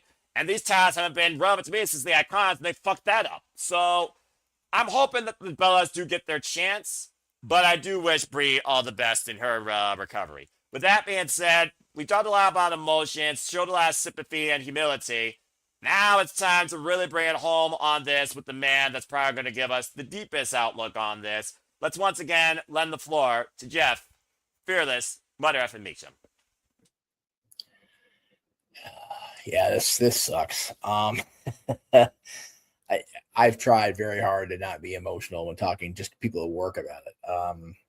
I'm so bummed for Brie. I'm so bummed for the twins that they once again have a setback in this reunion, this tag team comeback that they've been trying their damnedest to pull off. Pretty much the entire calendar year. Nikki went down before Mania with the ankle injury, which led to WWE bringing Paige back, which was great. And now we've got a situation where the heel turn was planned, right? Like it was already a thing, and they had to go through with it. And it's just so frustrating as a fan, as a friend, to have to watch. I will say, I like the intrigue of the wait, the anticipation for the return. And I really think it lends the opportunity for when Brie does come back and the two of them, Brie and Nikki, lay Paige out like they did at SummerSlam. Because they're obviously going through with continuing the story, because they had Nikki just tear Paige apart in that promo on SmackDown. Paige responded on social media. So it's definitely a thing. And I want to believe that they're going to make sure they keep the story in place until Brie can return. She broke her scapula in 3 places, which is just such a freak thing. It's a freak thing to have that injury happen, first of all. Like, it's such a rare, like, what the fuck? And then the recovery time is so indeterminable. Like, it could be a couple of months. It could be 6 months. It could be up to a year. If it goes past April, then it's like, oh shit, we lost, a potential WrestleMania moneymaker over in Saudi, because you have to believe that the appearance that AJ Lee and Paige both made on the Nikki and Brie show, that tag team rematch from WrestleMania 2015 writes itself, with a return of the Bellas being the heels and AJ and Paige being the fan favorites. And AJ's recent return as a mega fan favorite, she was over like freaking Rover when she came back. Paige has been the same. They both got amazing reactions when they returned. They've had amazing reactions in their appearances.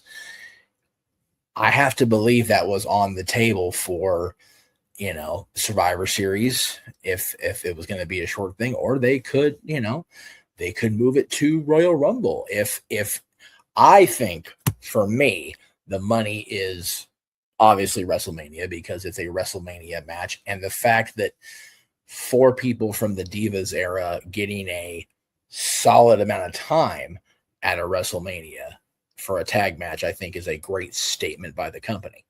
Said that selfishly, for myself and for my friends, both on the podcast team and my friends, the Bella Twins, I'd love to see it at the Royal Rumble. I'd love it to be in Phoenix or Glendale, wherever the hell they actually have that stupid fucking stadium.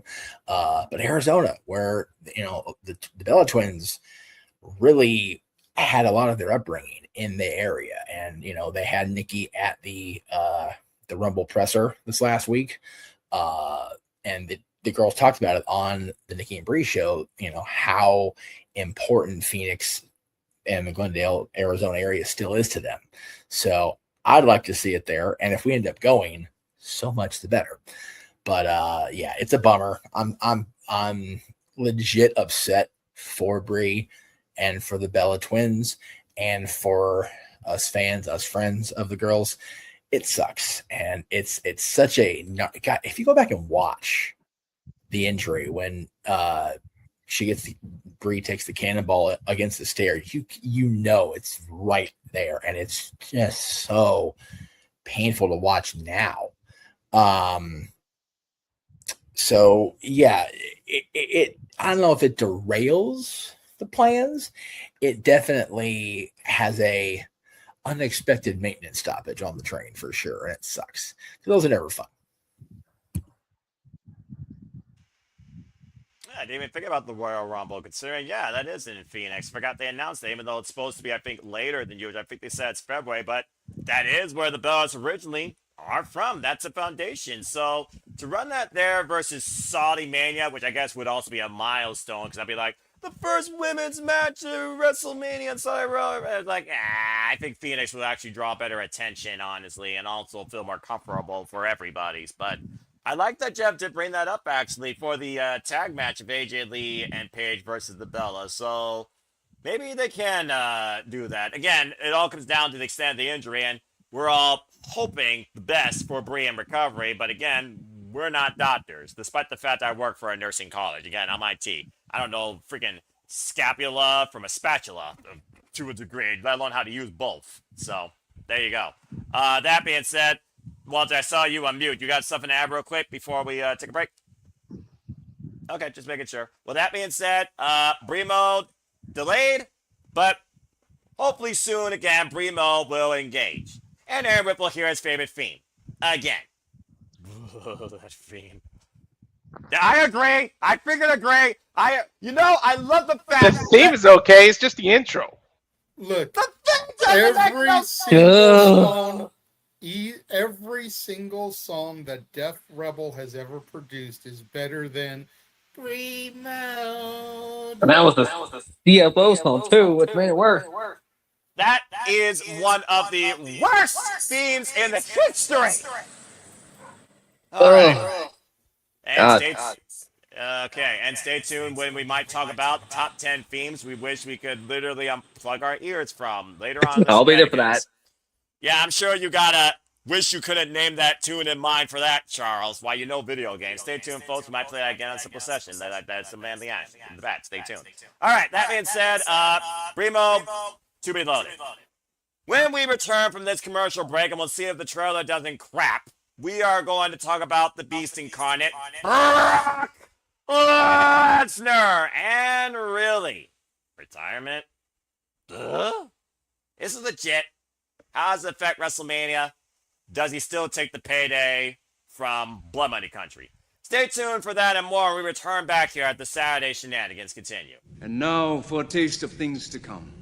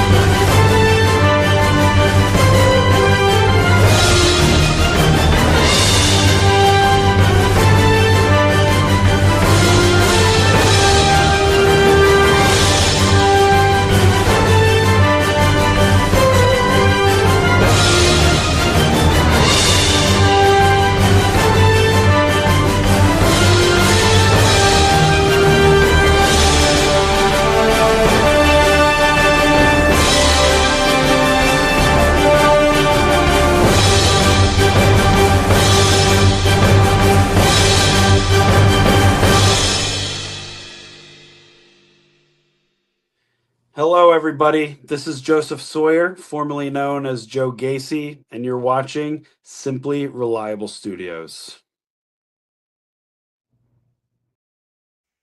Love it like that freaking. All right, that freaking gimmick. And again, thank you so much to Joseph Sawyer again for all the time that he gave us. You can check out that interview in the archives. But as always, since about studios, now that actually worked this time, dead gum technology. I had enough technology issues this week with my job. Here again, we truly encompass, celebrate, pontificate, analyze, engage, and react to all the wrestling. And welcome back in here once again to the Saturday Shenanigans. I have been your host for this evening's festivities, the Simon Noah Foster, along with Mr. Reliable Walter Cruz, the Mega Wrestling JJ Williams, and of course Charles Schultz. So good to have you back, bruv. And of course our Canadian friend Ash. And of course all of you in the chat that continue to make this possible. Thank you so much. And I'd like to remind you once again, if you haven't already, please like, share, subscribe, comment, tell a friend, and if you want to dictate the conversation, super chat or pay by the patch. It's as simple as that. No, we do this every week here at the Simply Reliable Studios. If you want to further be part of the weekly moderated conversation of Wrestling Madness. Okay, that being said, why we will never retire this form as long as there's breath in our lungs and a passion or an outlook or a TED talk to come for the wrestling business. Do we actually believe that we heard officially the retirement of one Brock Lesnar? Because believe it or not, folks, the Beast Incarnate, Brock Lesnar, not only said this past Sunday at SummerSlam from Minnesota, this is the future, this is the past. Passing the torch off to Obafemi as the Beast Incarnate has ran this business his own way for the better part of over 2 decades. According, though, to a clip shared on the Pat McAfee show, he literally announced that he is now retired. We now have seen that Brock Lesnar's name is on the alumni page. People have, of course, shared shots with the likes of Brock Lesnar, AJ Styles, and John Cena, with the fist bump in the middle, looking at 3 guardians of the last generation of this business that no longer may be involved on our screens or in the wrestling ring. So, that being said, really? Do we legitimately think that Brock Lesnar is 100% retired? And if that is the case, should he be a headliner for the next WWE Hall of Fame class, even if it's in Saudi Arabia? And to add further to that, do you see Brock Lesnar actually being involved in any on-screen capacity, if not that, for Saudi Mania? Let's go around the horn and see what y'all think about this. And I think actually, before we get into things here, because I haven't had him actually start one off, we're going to start with Jeff's thoughts on this one, and then everyone else can say their piece. So once again, Jeff Meacham, take it away. So, you know there's going to be discussion about this until we don't see Brock again, right? Like that's, I'll believe it when I see it. Well, I'll believe it when I don't see it in this case, because we all thought he retired at WrestleMania, and then there he was attacking Obafemi, and then there he's been since then, up until SummerSlam, back and forth with Oba, and Paul Heyman out there saying he retired, and he obviously was in the ring. Brock Lesnar's always had a different schedule, not always, but since he returned to WWE back in 2012, which it's crazy that this run, this second, the comeback in 14 years, his run as the next big thing was less than 2 years. It's crazy.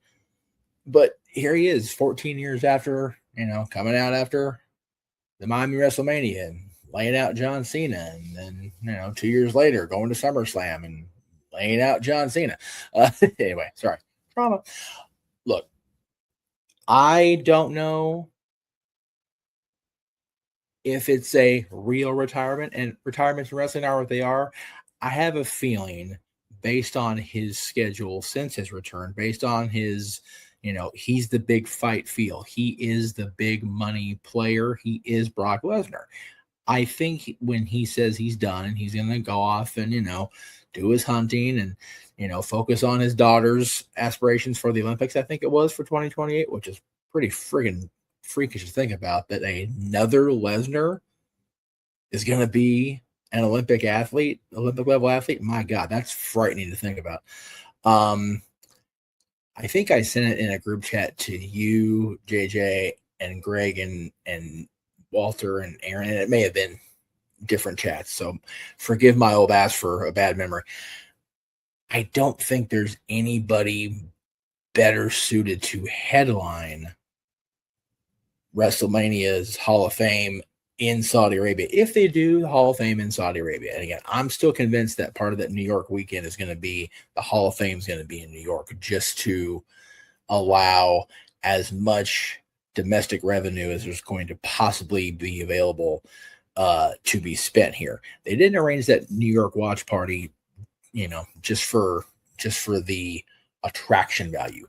They're trying to make sure that the American customers, the North American customers, spend their money too, and not, I'm not going to Saudi Arabia. Whether the actual Hall of Fame is in Saudi Arabia, the actual induction ceremony, I don't think there's anybody better suited to headline the Hall of Fame based around the Saudi WrestleMania than Brock Lesnar.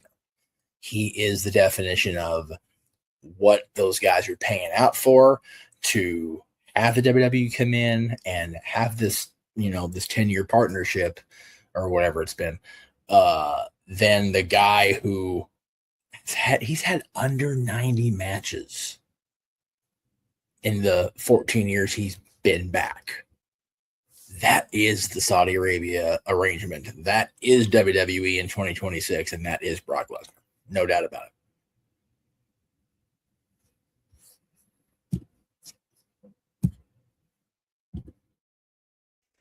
Okay, first off, when is Jeff going to finally remove himself from the drama, the post-trauma of his past when it came to Brock Lesnar and John Cena, who, might I add, still has the highest suplex count in a single match in 16 when Brock Lesnar obliterated him at that SummerSlam and seized the WWE World Heavyweight Championship? And two, yeah, it makes sense to do something in New York when you're that close to Canada, eh? Considering Brock Lesnar owns most of it, he just farms and hunts. So, again, thank you, Jeff. All right, well, let's go around the horn and see what the rest of y'all think. JJ, I'll go to you next. I mean, if they do the Hall of Fame in Saudi Arabia, of course, that's the home of the tallest skyscraper in the world, that Dubai building. They could probably do it there or something.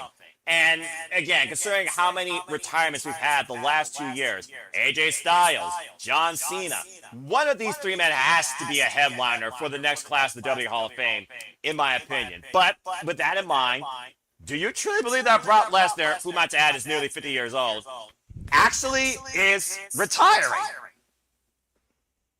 I do. I don't know why I do, but I feel like in this new era of WWE with Paul Triple H Levesque as the creative helm, I think we're going to get away from the trope of when you retire, you come back. I think all these people we're seeing go out and officially retire, Goldberg, Cena, AJ, Brock, all as mentioned, I don't think we're going to see them come back for an in-ring match. The only thing I could potentially see in the future would be that shock rumble surprise pop, but not for lack of a better term, a real match, a one-on-one match. You know what I mean? The Rumble is one thing because you can trot them out there for that glory spot. Get the cheap pop, especially if you're in their hometown. Atlanta, Boston, Minneapolis, whatever. Get that little cheap pop there. You protect their legacy because they don't have to get pinned or submitted to lose. They can put somebody over by letting some up-and-comer eliminate them. And that's all that we need. Then you could get like a Javon Evans saying, I eliminated AJ Styles from the Royal Rumble. Just think about what that could mean for his career. Phenomenal moment. But I do believe Brock is retired. When it comes to the Hall of Fame part of it,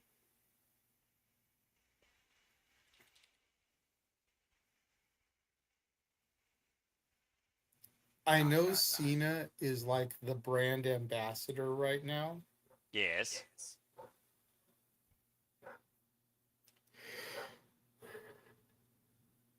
But I think that Cena would want to do it more stateside.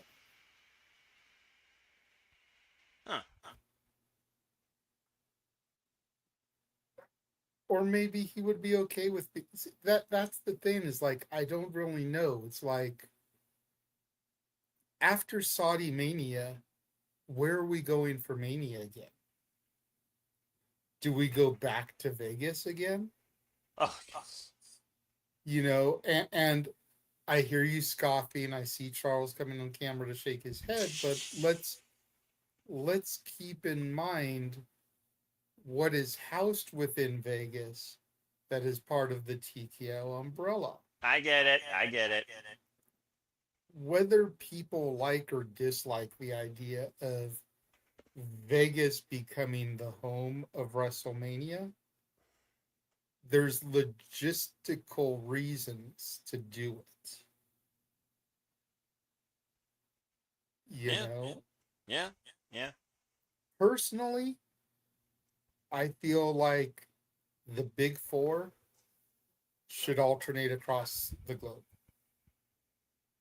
WrestleMania and SummerSlam between the East and the West Coast.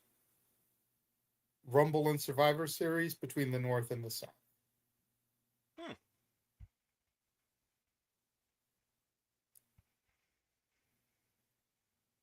It's an interesting booking idea, though, honestly. But I mean, again, they keep trying if we do Rumble in Dallas, we do Survivor Series up north.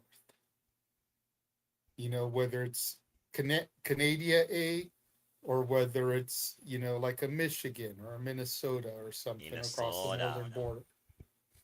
Right. SummerSlam, you think beaches? Yes. East and West Coast are the best way to do that. Yes. And then WrestleMania, you flip flop. Whichever side gets SummerSlam, the other side gets Mania. At least this flip flop makes more sense than the Price is Right pricing game. And then the rest of the PLEs can be international or scattered around the rest of the country. Well, they've basically been international house shows. Just call it what it is. Well, no, I think that's how they started, but I think the international PLEs have gotten to a bigger level than just a house show level. Yeah, some of them. Because we said that about the Saudi shows too, but I'd say ever since Triple H took over, the Saudi shows have felt bigger than just a throwaway house show. I kind of see your point, though. To the point where they got Rumble this year and they're getting Mania next year. Very curious to see what that stuff looks like. All right, and how much they blow up their city again. Freaking pyrotechnics over the damn city skyline was longer than I think one of the matches at freaking Royal Rumble.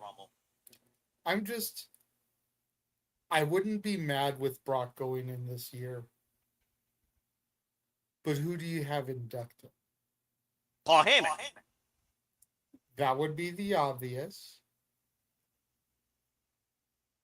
But do you want to go with the obvious, or do you want to make a statement? Because if Cena isn't going in, Cena could definitely do it. I mean, he did literally call him a once in the genre talent, so I mean... Undertaker could do it. Yeah, he gave him the torch in Hell in a Cell we talked about. Now that Undertaker has his own podcast and become more of a public figure, I could see him inducting a Brock Lesnar. Yeah, So there's options. it would be interesting. All right. So he That'd says be that. interesting if they made the O2 class induct them. So you'll see all of the big people from O2 because Orton's the only legend left that hasn't retired. But it'd be cool to see Orton, Cena, and Batista induct uh, Brock, and it'd be like, look, the whole O2 class. And I love that you brought that up because I loved that shot by Cody last night. They used to call you the legend killer. I look around, you're the only legend left. So who gets to kill you? That was a nice trope, but also humble pie to Cody Rhodes. You wanted this Orton, you dumb son of a bitch. You got it. Again, retrospective. Thank you for that, Walter and JJ. I want to, before I give it to Charles, to the point that Jeff said, I want y'all to look at this. I like that Cage Match actually does this for their matches. You're literally looking at the amount of matches that Brock Lesnar had the entire second half of his WWE career, by month and by year. Yep, that is all he literally did. Per Jeff's number, he's 100% right. And it's crazy to think about that and what impact those matches had, not only for the profit of the WWE, but for what people remember that Brock actually did. By the way, if young Lesnar can just stay in the Olympics and not try and beat the living shit out of the WWE Women's Division for the future, I think that's a good idea. I don't think we need another Lesnar in the freaking WWE, just saying, especially a woman. Jesus. Thank you for that again, though, JJ and Jeff. All right. Well, that being said, Walter, talking about O2, of course, Brock Lesnar was part of that clash on the Benjamin and John Cena, as you all talked about, of course, in that era. What is your outlook? Do you believe that Brock Lesnar is officially retired? And should he be the headliner, regardless if this retirement is BS or not? Should he be the headliner of the next WWE Hall of Fame, whether or not it's in New York or in Saudi Arabia? Yes, I believe he's retired because he said it out of his own damn mouth. He went on the Pat McAfee show and said it. That's it. I'm officially retired. They didn't do that at Mania. He never officially said it. It was just rumors, and he dropped his boots and all that. So, and I think they took it a little further than they normally do. So, yes, I feel like he's officially retired. And yep, I think he'll be the headliner of the Saudi Mania and Hall of Famer. The obvious one is Paul Heyman to induct him.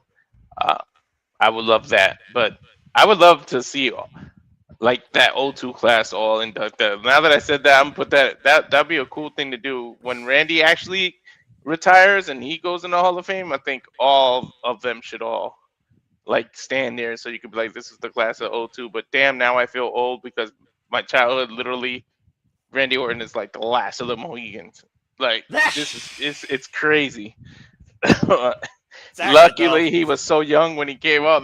That's the only reason he's still the one going. Because when he came out of that in '02, he was still so young. Like he's still one of the youngest. I think he is the youngest world heavyweight champion. So, and he was like what 23 at the time. So 23 or 24, I believe. Yeah, but I believe you I think are, he beat Brock because correct. Brock was originally, and then Orton beat Brock's age. So yep. Yeah, I think he's done, and he's such a peaceful, quiet dude outside of the ring that all he wants to do is fit. I know I said peaceful, and then I'm talking about killing, but all he wants to do is fish and hunt, and stay on his Saskatchewan farm and hang out because he's not a people person any damn way. So, we barely saw him while he was active. Now that they're saying retire, we're gonna see him even less. So, I think he's done. All right. I mean, fair enough. Well, that being said, Charles, I mean, the damn man, for what it's worth, has been involved in this business for 25 years, and freaking's got to be close to 50 right now. So, again, do you truly buy into Brock Lesnar retiring? And if they don't put him in the Hall of Fame next year, do you think that they should put him in the Hall of Fame at this point within the next couple of years? I mean, again, is Saudi Arabia events worthy enough for Brock Lesnar to once again fly on a private jet just for one last appearance? Honestly, I don't know. This entire thing, I have no clue. Honestly. The only truly, Brock announced his retirement. Yeah, he did. But it really depends if he doesn't show up on the Build-A-Mania. For the truly answer to that point. Because it's like the only way at this point to answer that. To be honest. As far as Hall of Fame goes, that man's gonna go in the Hall of Fame at some point. You don't ever you could imagine at that point. So I gotta say on that one. Fair enough. All right. Well, considering we're talking about the most lethal Canadian ever in the WWE history, let's talk to probably the kindest and most batty Canadian we've come to know in Samoa Studios history. Hi, Ash. Ball's on your court to wrap this thing up. Brock Lesnar. Officially retired? I don't know how far Saskatchewan, by the way, is from you in Winnipeg, by the way. 6 hours. Oh, well, there you go. And that's not even in metrics, folks. That y'all use the metric system up there. Y'all are so weird up there. But anyway, that being said, do you think Brock Lesnar should have headlined the W Hall of Fame, whether it's in New York, which again would be a lot closer to Canada, or Saudi Arabia? And again, if Brock is truly retired, maybe we can turn this to like maybe one of those things we think about. Are you really retired if you do at least show up like one more time after the Hall of Fame? Like, do we truly believe the last time we're going to see Brock Lesnar is the WWE Hall of Fame? It's really hard to say because how often do wrestlers say they're retired and then they return for a match, right? It's like, right? We were also talking about like the Funks earlier, right? Like they're notorious for that too. Death match at 80 plus years old, crazy mother effer. Yeah, I hate to be this person, but I'll believe it when I see it because I've just seen so many wrestlers say they're retired and then come back multiple times for like different matches, or like they'll come back for like one more match and then say this is it. Because like Lesnar says he's retired, but who's to say he's not? Sorry, my cat. Sorry. You good? Who's to say if he like the WWE be like, hey, we're gonna throw you X amount of money for this one last Saudi Arabia match, plus you're gonna go in the Hall of Fame. They might do that to entice him for like one more match before he calls it quits. Although I think it's like if he does go in the Hall of Fame this upcoming year, I think it's a little bit too early, but I can understand why they would put him in this year or like this upcoming year as opposed to waiting further down the line.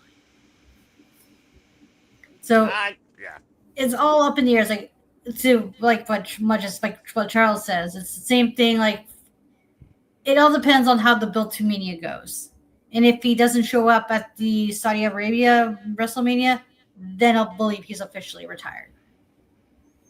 As JJ would say, that's fair. Walter, Charles, sorry, I saw your hand up. Charles, what you got to say real quick? That's pull up, who seem people go in the Hall of Fame or whatever. They literally had AJ retire and then Larry go right in the Hall of Fame very quickly. Yeah, That's true. Still feel the same about that as well. Yeah. No, but not possibility. Right, that's true. Never say never, especially in the wacky world of pro wrestling. That's accurate. And to that point, it was Undertaker who rode on down and told us. So what? Undertaker's going to ride on up to Saskatchewan and say that Brock Lesnar's in the WWE Hall of Fame? Yes. We're going to get that on Instagram or WWE social media pages. Yes. I don't think they ever would put Brock Lesnar's house on camera unless you literally want to be killed because you'll be hunted for manslaughter by him, probably, just saying. Address, unknown. So, about to say, you got a death wish trying to go up to Brock Lesnar territory, and he's buying more of Canada as we speak, probably. But, yeah, but I honestly think that the Hall of Fame here makes more sense because I do think you're going to have more of a better outlook, and plus you're going to save Brock Lesnar a lot on flying across the jet. I think Brock's probably done with flying on jets as far as I know, too. I think just do the Hall of Fame literally from the center of New York in one of those gala places and make it feel as big as it used to be in the early 2000s. So that's my outlook, but I will say on record right now that I think Brock Lesnar is retired. Because, honestly, when you literally put over the next big thing, you put over the guy that's taken your spot in this business. What more do you really need to do? I feel like a lot of times Brock Lesnar doesn't need to do a lot, but he wants to do what he does because, yeah, he likes money, but he also is an ass kicker. But how much more ass do you need to kick before you let someone's ass humble you inside Hell in a Cell and endorse them as WWE's future? Enough said. I'm going to think that Brock is retired right now officially, and I think the Hall of Fame will be the last time we see him, and honestly, I hope it is, because I think he's done more than enough for the WWE and the business. JJ, I see your hand. What you got to say real quick before we take our final commercial break? I like Emmanuel's comment here. You know, if Lesnar goes in, does Sable go in as well? Ooh, that's a fair shout. I almost wonder if Sable wanted to go in the WWE Hall of Fame, Because though, honestly. there's been some really good opportunities for Sable to go in, Yes. and they haven't taken them. Much like So I almost wonder if they put her in with her husband.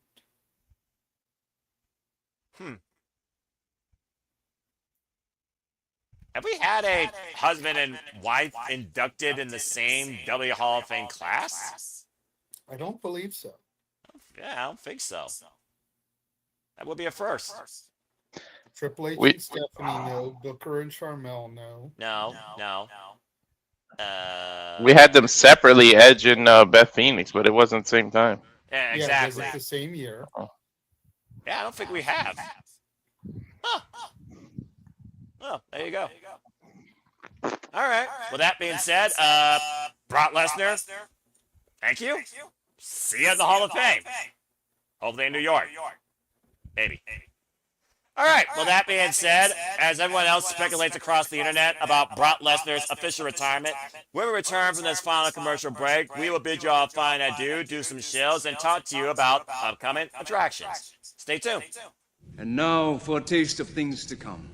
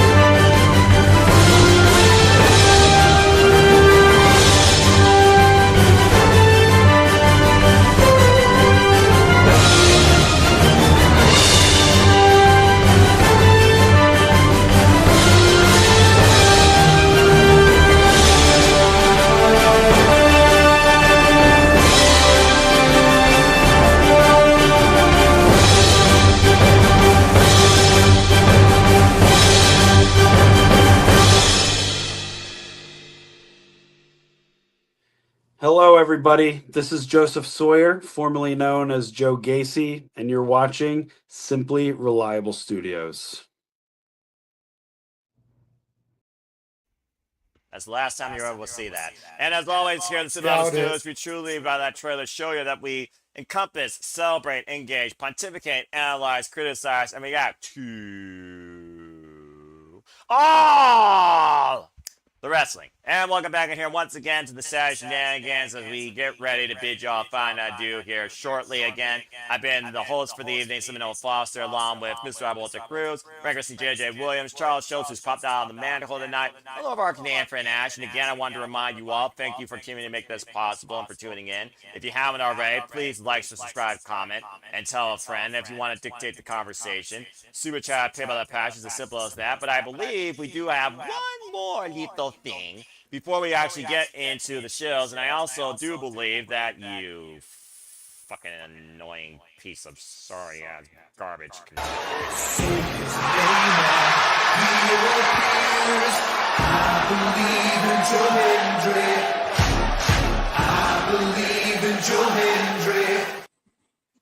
Oh, be cursed. Do you believe? Minus 10 minutes next week. That being said, fucking idiot. All right, JJ, I believe that there's something that you wanted to play and something that you wanted to do, so go ahead. The floor is yours. Yes. So As some of you may know, I was at an independent wrestling show this evening before joining. That's why I came in a little bit late. Just wanted to talk a little bit about that. It was a very interesting show. Definitely some pros and cons. I'm not going to get too much into the cons because I want to think positively. One of the cons was the heat out here in the desert, and it was outside at sunset, so you know. But it was a all cage match show put on by Valor Pro Wrestling called Locked In. Gee, an all steel cage match show. Where have we seen that before? I remember something like that brought me total nonstop action in a bygone life, and I think they're bringing it back or trying to resuscitate it. I've heard something like that. 4-match cards, so actually less than a WWE PLE. Wow. I believe 5 matches were advertised. One may have been pulled due to injury or whatever, unaware, unknown. There. Got to see a longtime friend of mine, somebody I hadn't seen for almost 15 years. Whoa. Was on the card as a wrestler, one Mikey O'Shea. Got to see and reconnect with him. Talked to a couple of the talent there, gave business cards, so maybe scheduling some interviews with some of them in the not so distant future. Nice. Be on the lookout for all of that. But all in all, it was a fun time. I will probably go to another one of their shows. The $1 million question just becomes when. The promoter said that they might run next month, and they might not run again until March. They're trying to find a new home venue, not because they can't run where they currently are, but they want to find somewhere big, enclosed, where they can keep the ring set up and possibly open up a school and train and everything. That's a smart move. Right now, they're basically running it veterans of foreign wars, you know, or like a Legion Hall type thing. So rental fees, all that stuff, they can't really keep the ring set up. Ugh. So, I mean, we'll see what happens and when the next show is. What I wanted to play for y'all is, I know y'all have probably gotten sick and tired of me talking about WWE radio and everything since I finally got to where I can listen to and experience this stuff. But your boy was on the radio this morning. What? With one Miss Denise Salcedo. What? 56.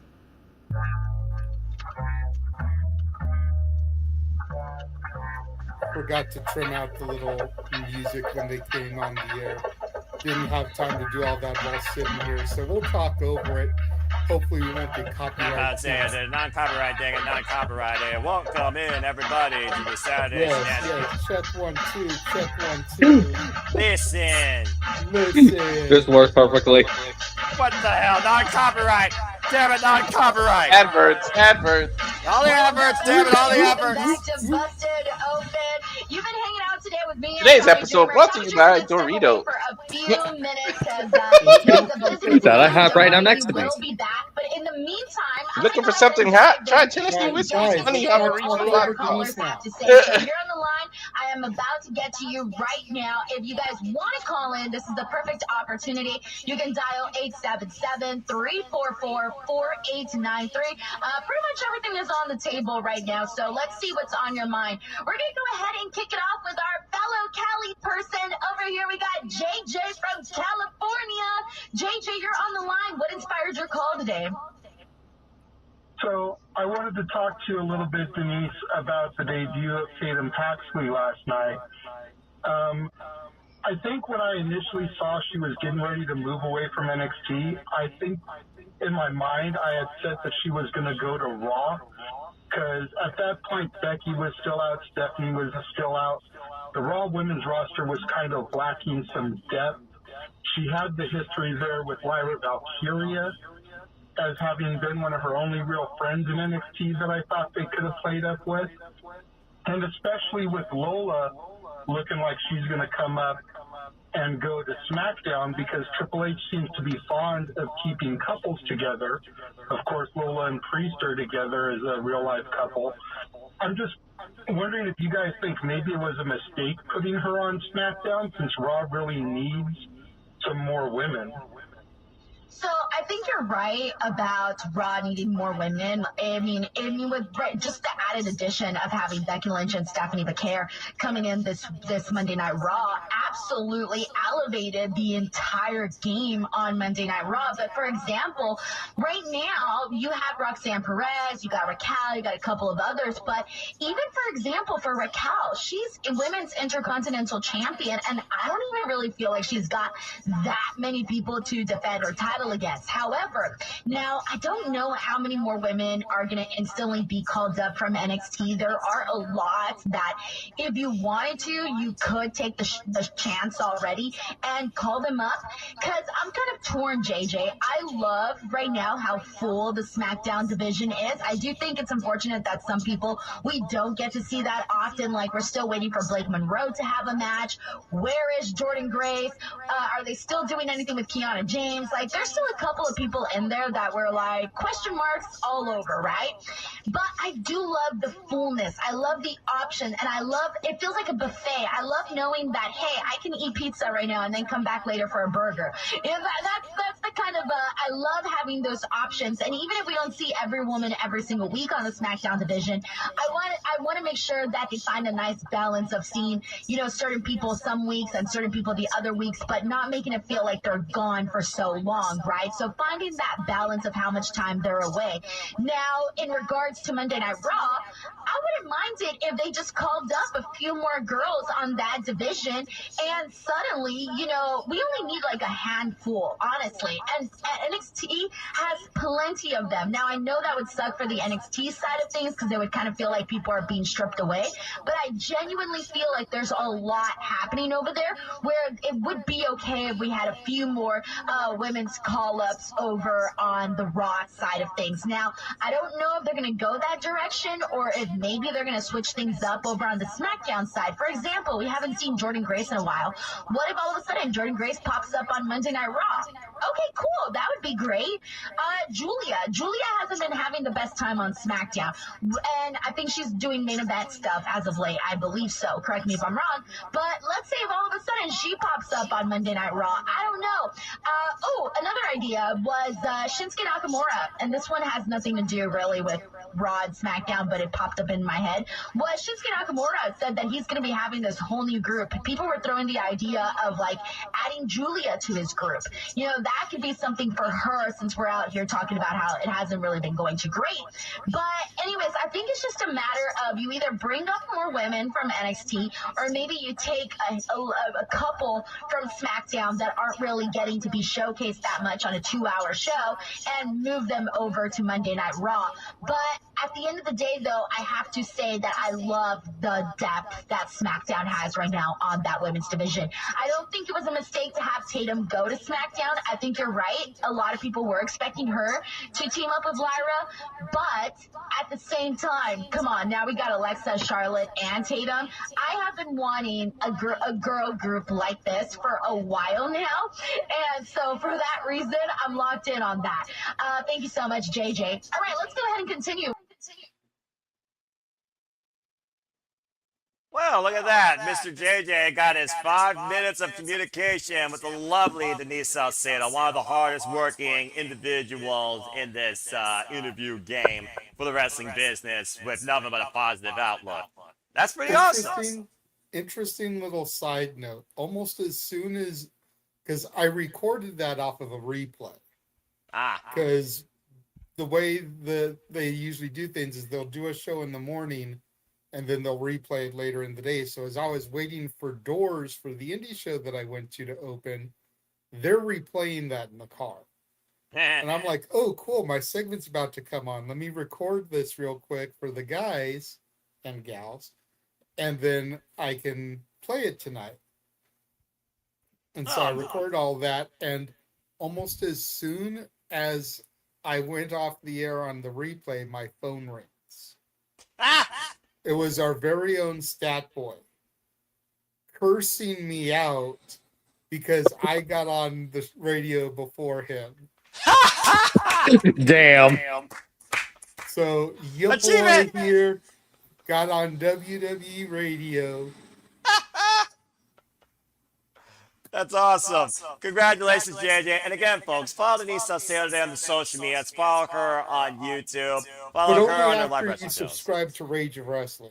And That's subscribe to more Rage of important. Wrestling. Subscribe Exactly. to Rage of Wrestling and Batty for Wrestling. Then you can go follow Denise. No, all the people. nothing but Follow love for Denise, but subscribe to them first. Yeah, just follow the small people and then follow her. Simple as that. So you got your checklist. You got your Batty, you got your Rage, you got your Denise. So those are the three. Simple as that on YouTube. But the key thing on the X, the bird's dead. Follow us at Studio 2024. If you all don't know what that is, that's because JJ still hasn't updated the logo because Elon Musk said the bird is dead.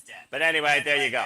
All right, well, that being said, JJ, congratulations. That's really cool. And Denise Salcedo, thank you for giving the Renegade 5 minutes of your time regarding Tim Paxley. And I'll just add on with this. When that tag match happened in a bygone era, and Alexa Bliss and Tim Paxley first engaged with each other, something told me that was not going to be the only time those two are going to meet one another. And now they're together as a team. Seems like two little young, spooky girls that might as well be the sisters from the Sheanigans. Forever and ever and ever. Seems like it was just made to be. Yeah, but what was more made to be was Alexa and Nikki Cross. And we didn't pull that trigger for whatever reason. I know. And you know, if you go into the archives on the Simply Reliable Studios brands of channels, Joe Gacy talks a little bit about that. But it almost feels like we fucked up, so here's this instead.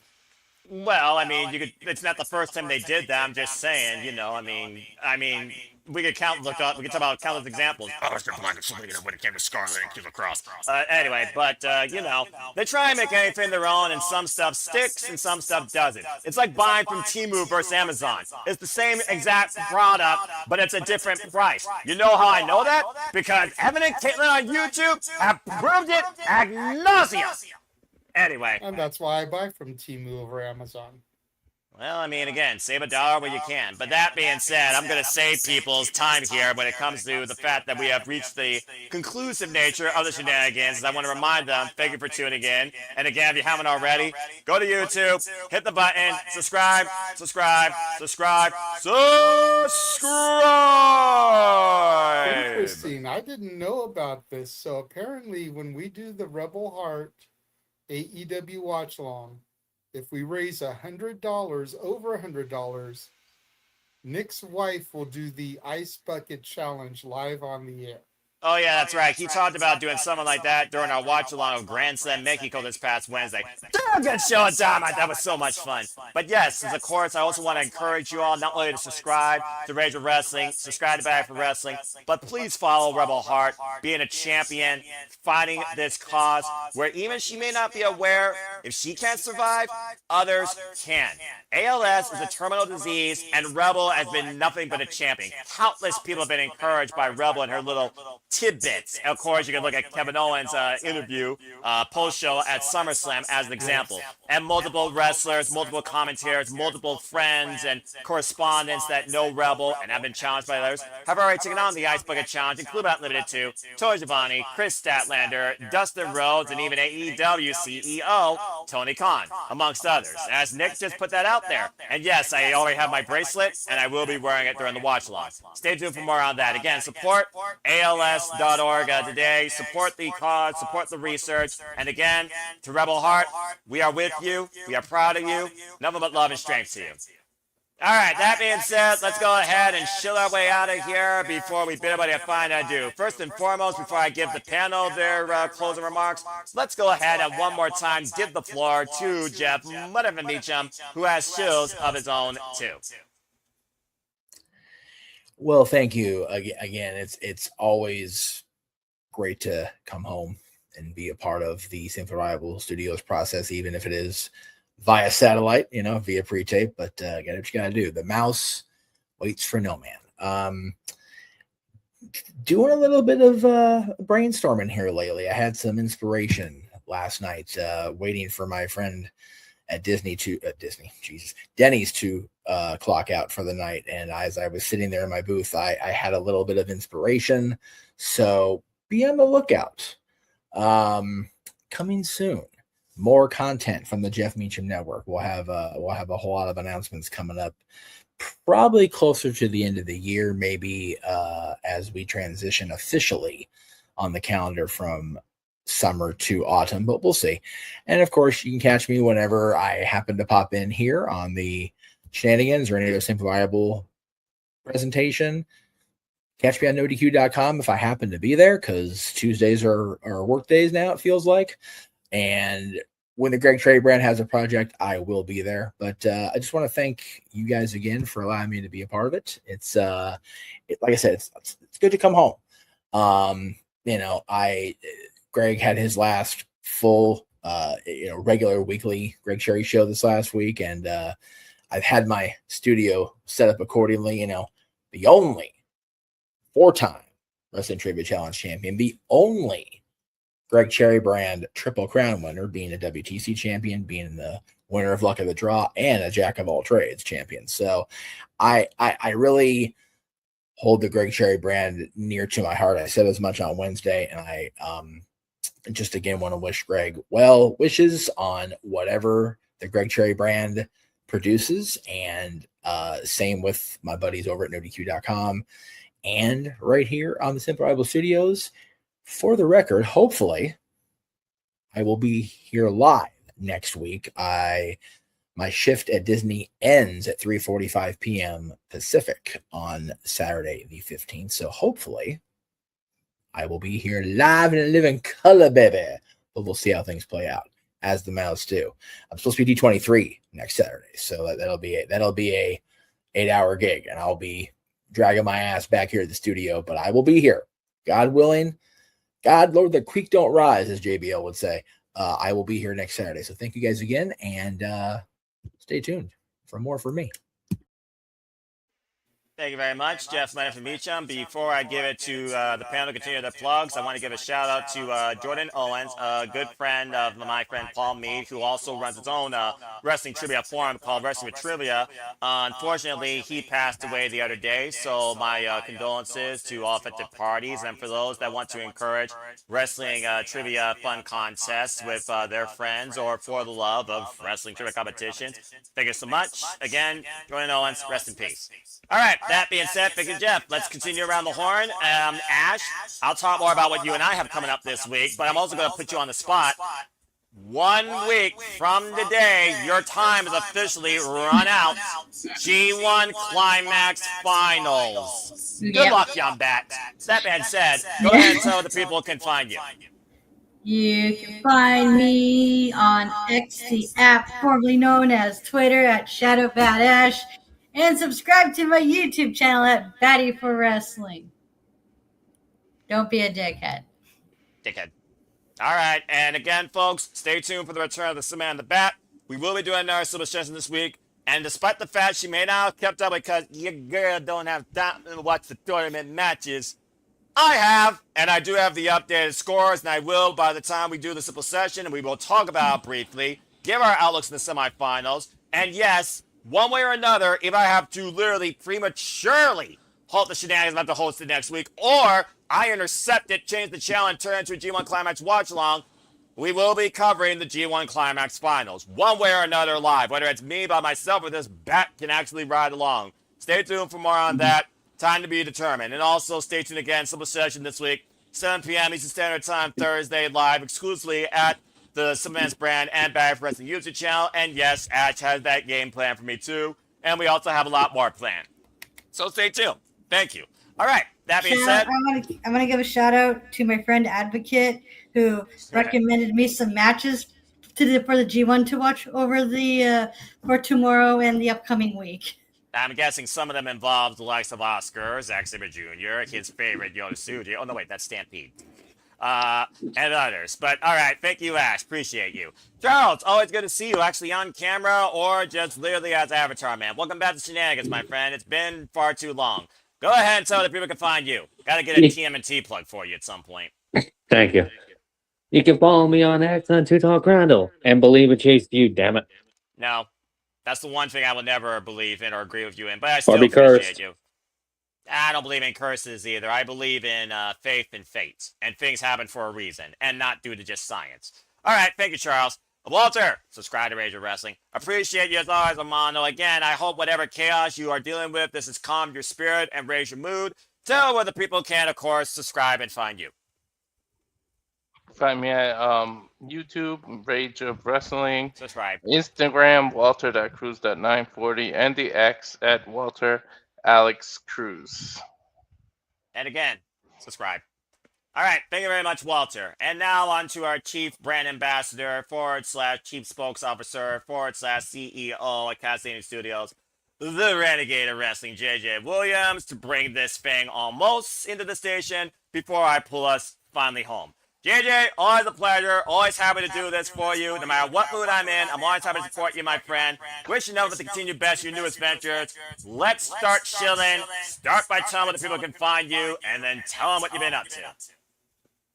Well, you can subscribe to me and follow all of my other Chase You brethren and sisters. Bloody hell. Follow me on Instagram at the Renegade JJ Williams. Subscribe to my YouTube, Casa D18 Studios. Follow me on the X at Casa D18 Studio. No S at the end. Make sure you're following the Simply Reliable Studios at SR Studios 2024 on the X. Do it. Do it now. Do it. Go back in the archives. Check out the interview we did with Joseph Sawyer, formerly known as Joe Gacy, this past week. Almost 2 hours of his time. Wow. Really fun interview. Really seemed to enjoy us. Glad everything was able to be made. You know, after a couple of reschedules, we unpacked a lot when it comes to Gacy. We talked about his independence, both before and now that he's a free agent again. We talked about his run in NXT and the schism and what went right, what went wrong with it, whose idea it was to bring Ava into the schism.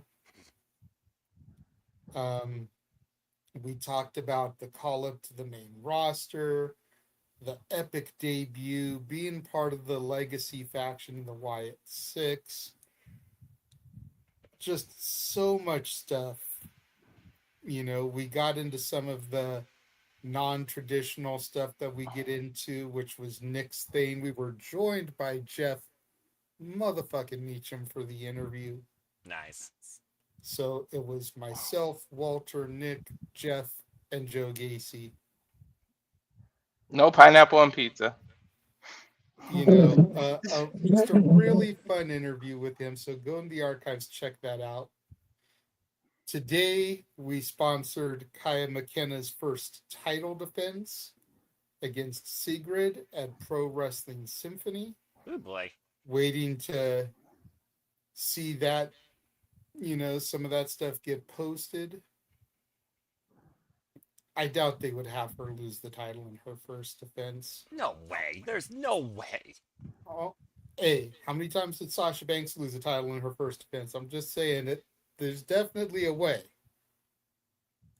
Fair, I'll give you that. Just Also, to add to that point, how often did Johnny Gargano down in NXT defend his titles very well as well? Ah, jeez. He's got you there too. Poor Johnny Wrestling. Continue, JJ. He went from that to laying on trunks. I was going to say, chest. no wonder he's been planking on crates for the past 6 months. Been 6 months? Yes, it has. He's done nothing but that. But then again, if I was married to Candice LeRae, I'd probably be doing that too. Hmm?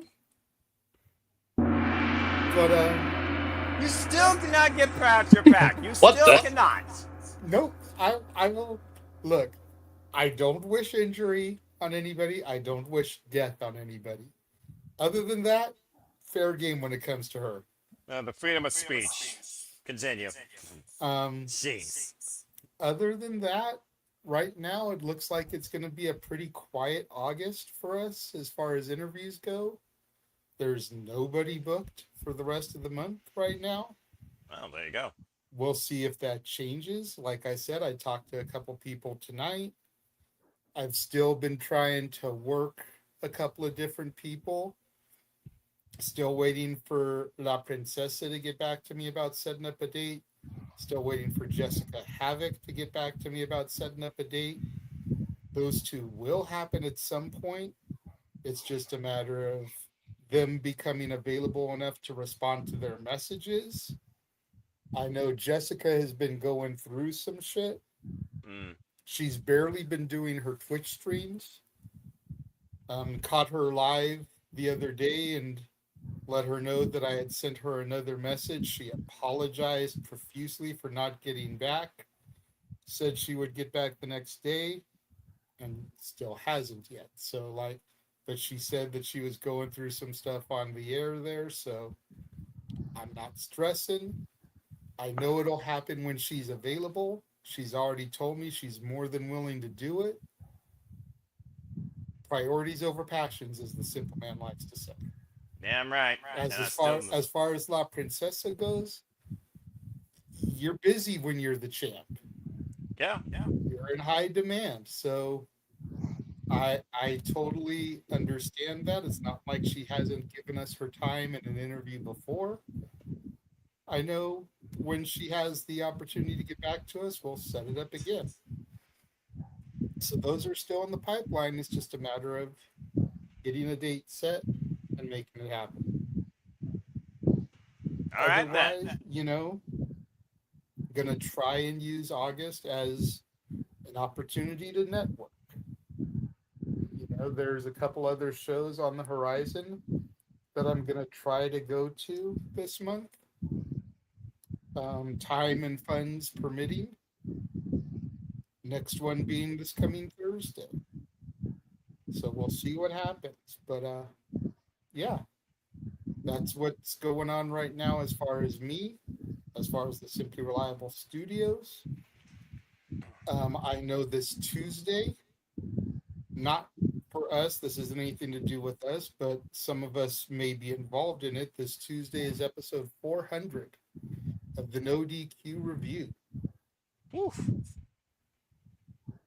So make sure you check out our friends at NoDQ.com on their YouTube channel, their X account for episode 400 of the review. I know the ORM Virtue is handling the first hour, and then he's, fuck this shit, I'm out. So Papa Vino will probably step in to take care of the rest of the show. That being said, make sure you follow and subscribe to Papa Gino. Subscribe. 0017 on YouTube. Papa Gino Network. Major Push Wrestling, Rocket League, and the Prediction Leagues breakdown the Monday after every pay-per-view in PLE with that guy over on the other end, the simple man, Noah Foster. And I currently lead both. And I'm doing pretty damn good on the AEW league there, sir. Yeah, you are actually. I'm quite impressed, actually. You have done predictions well, young Padawan. Anyway, continue. Look, I give credit where credit's due. All right, that being said, and I saw Jatilla, it's actually Jake. All right, you know what? You want to go there? All right, ladies and gentlemen, welcome into Superman IT. I am the Superman Noah Foster, and I'm going to tell you right now what's going on here. Sometimes what happens is an audio feedback when it comes to the levels of your devices, when it comes between your speaker and your microphone. When one is up higher than the other, it actually can be picked up by another audio source. The unbalance between the speakers and the microphone on JJ's speed allows his voice to actually be amplified based on what is interpreted from my screen. As you hear now, since he muted, there is no longer an echo effect. So here is a Simpleman IT one-on-one little thing. Because when you deal with multiple people on a virtual environment, make sure everybody has the appropriate equipment.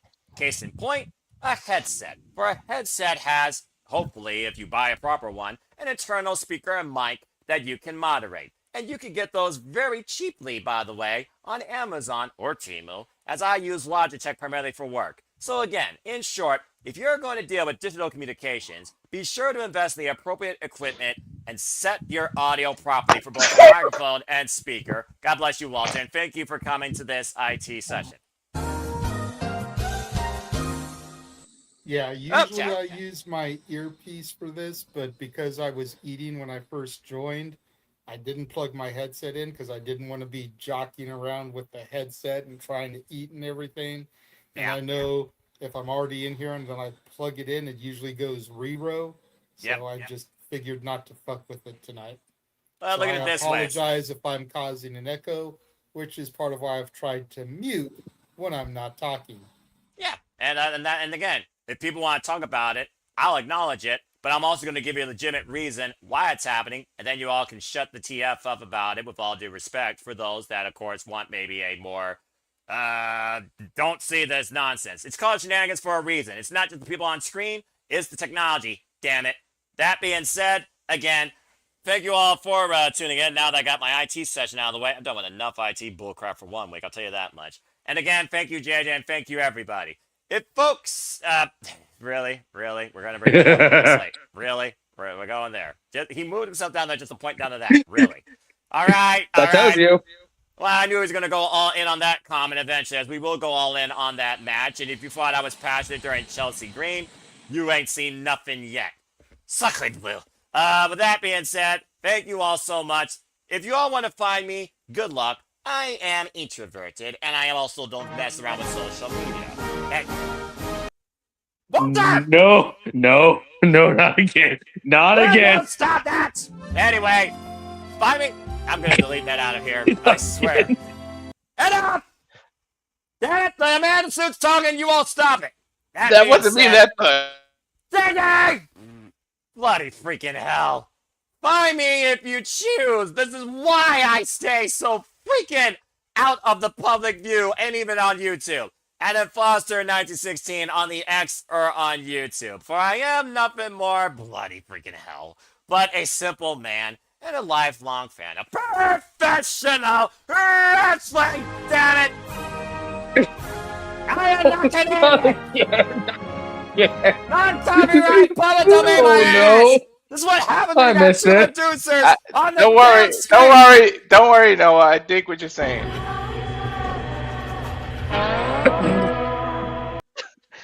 That works. Are you done yet? Are we done yet? That's it. Damn. Walk Elijah. Would you at least have enough patience to wait before the thank you is on the screen before you further mess with anything?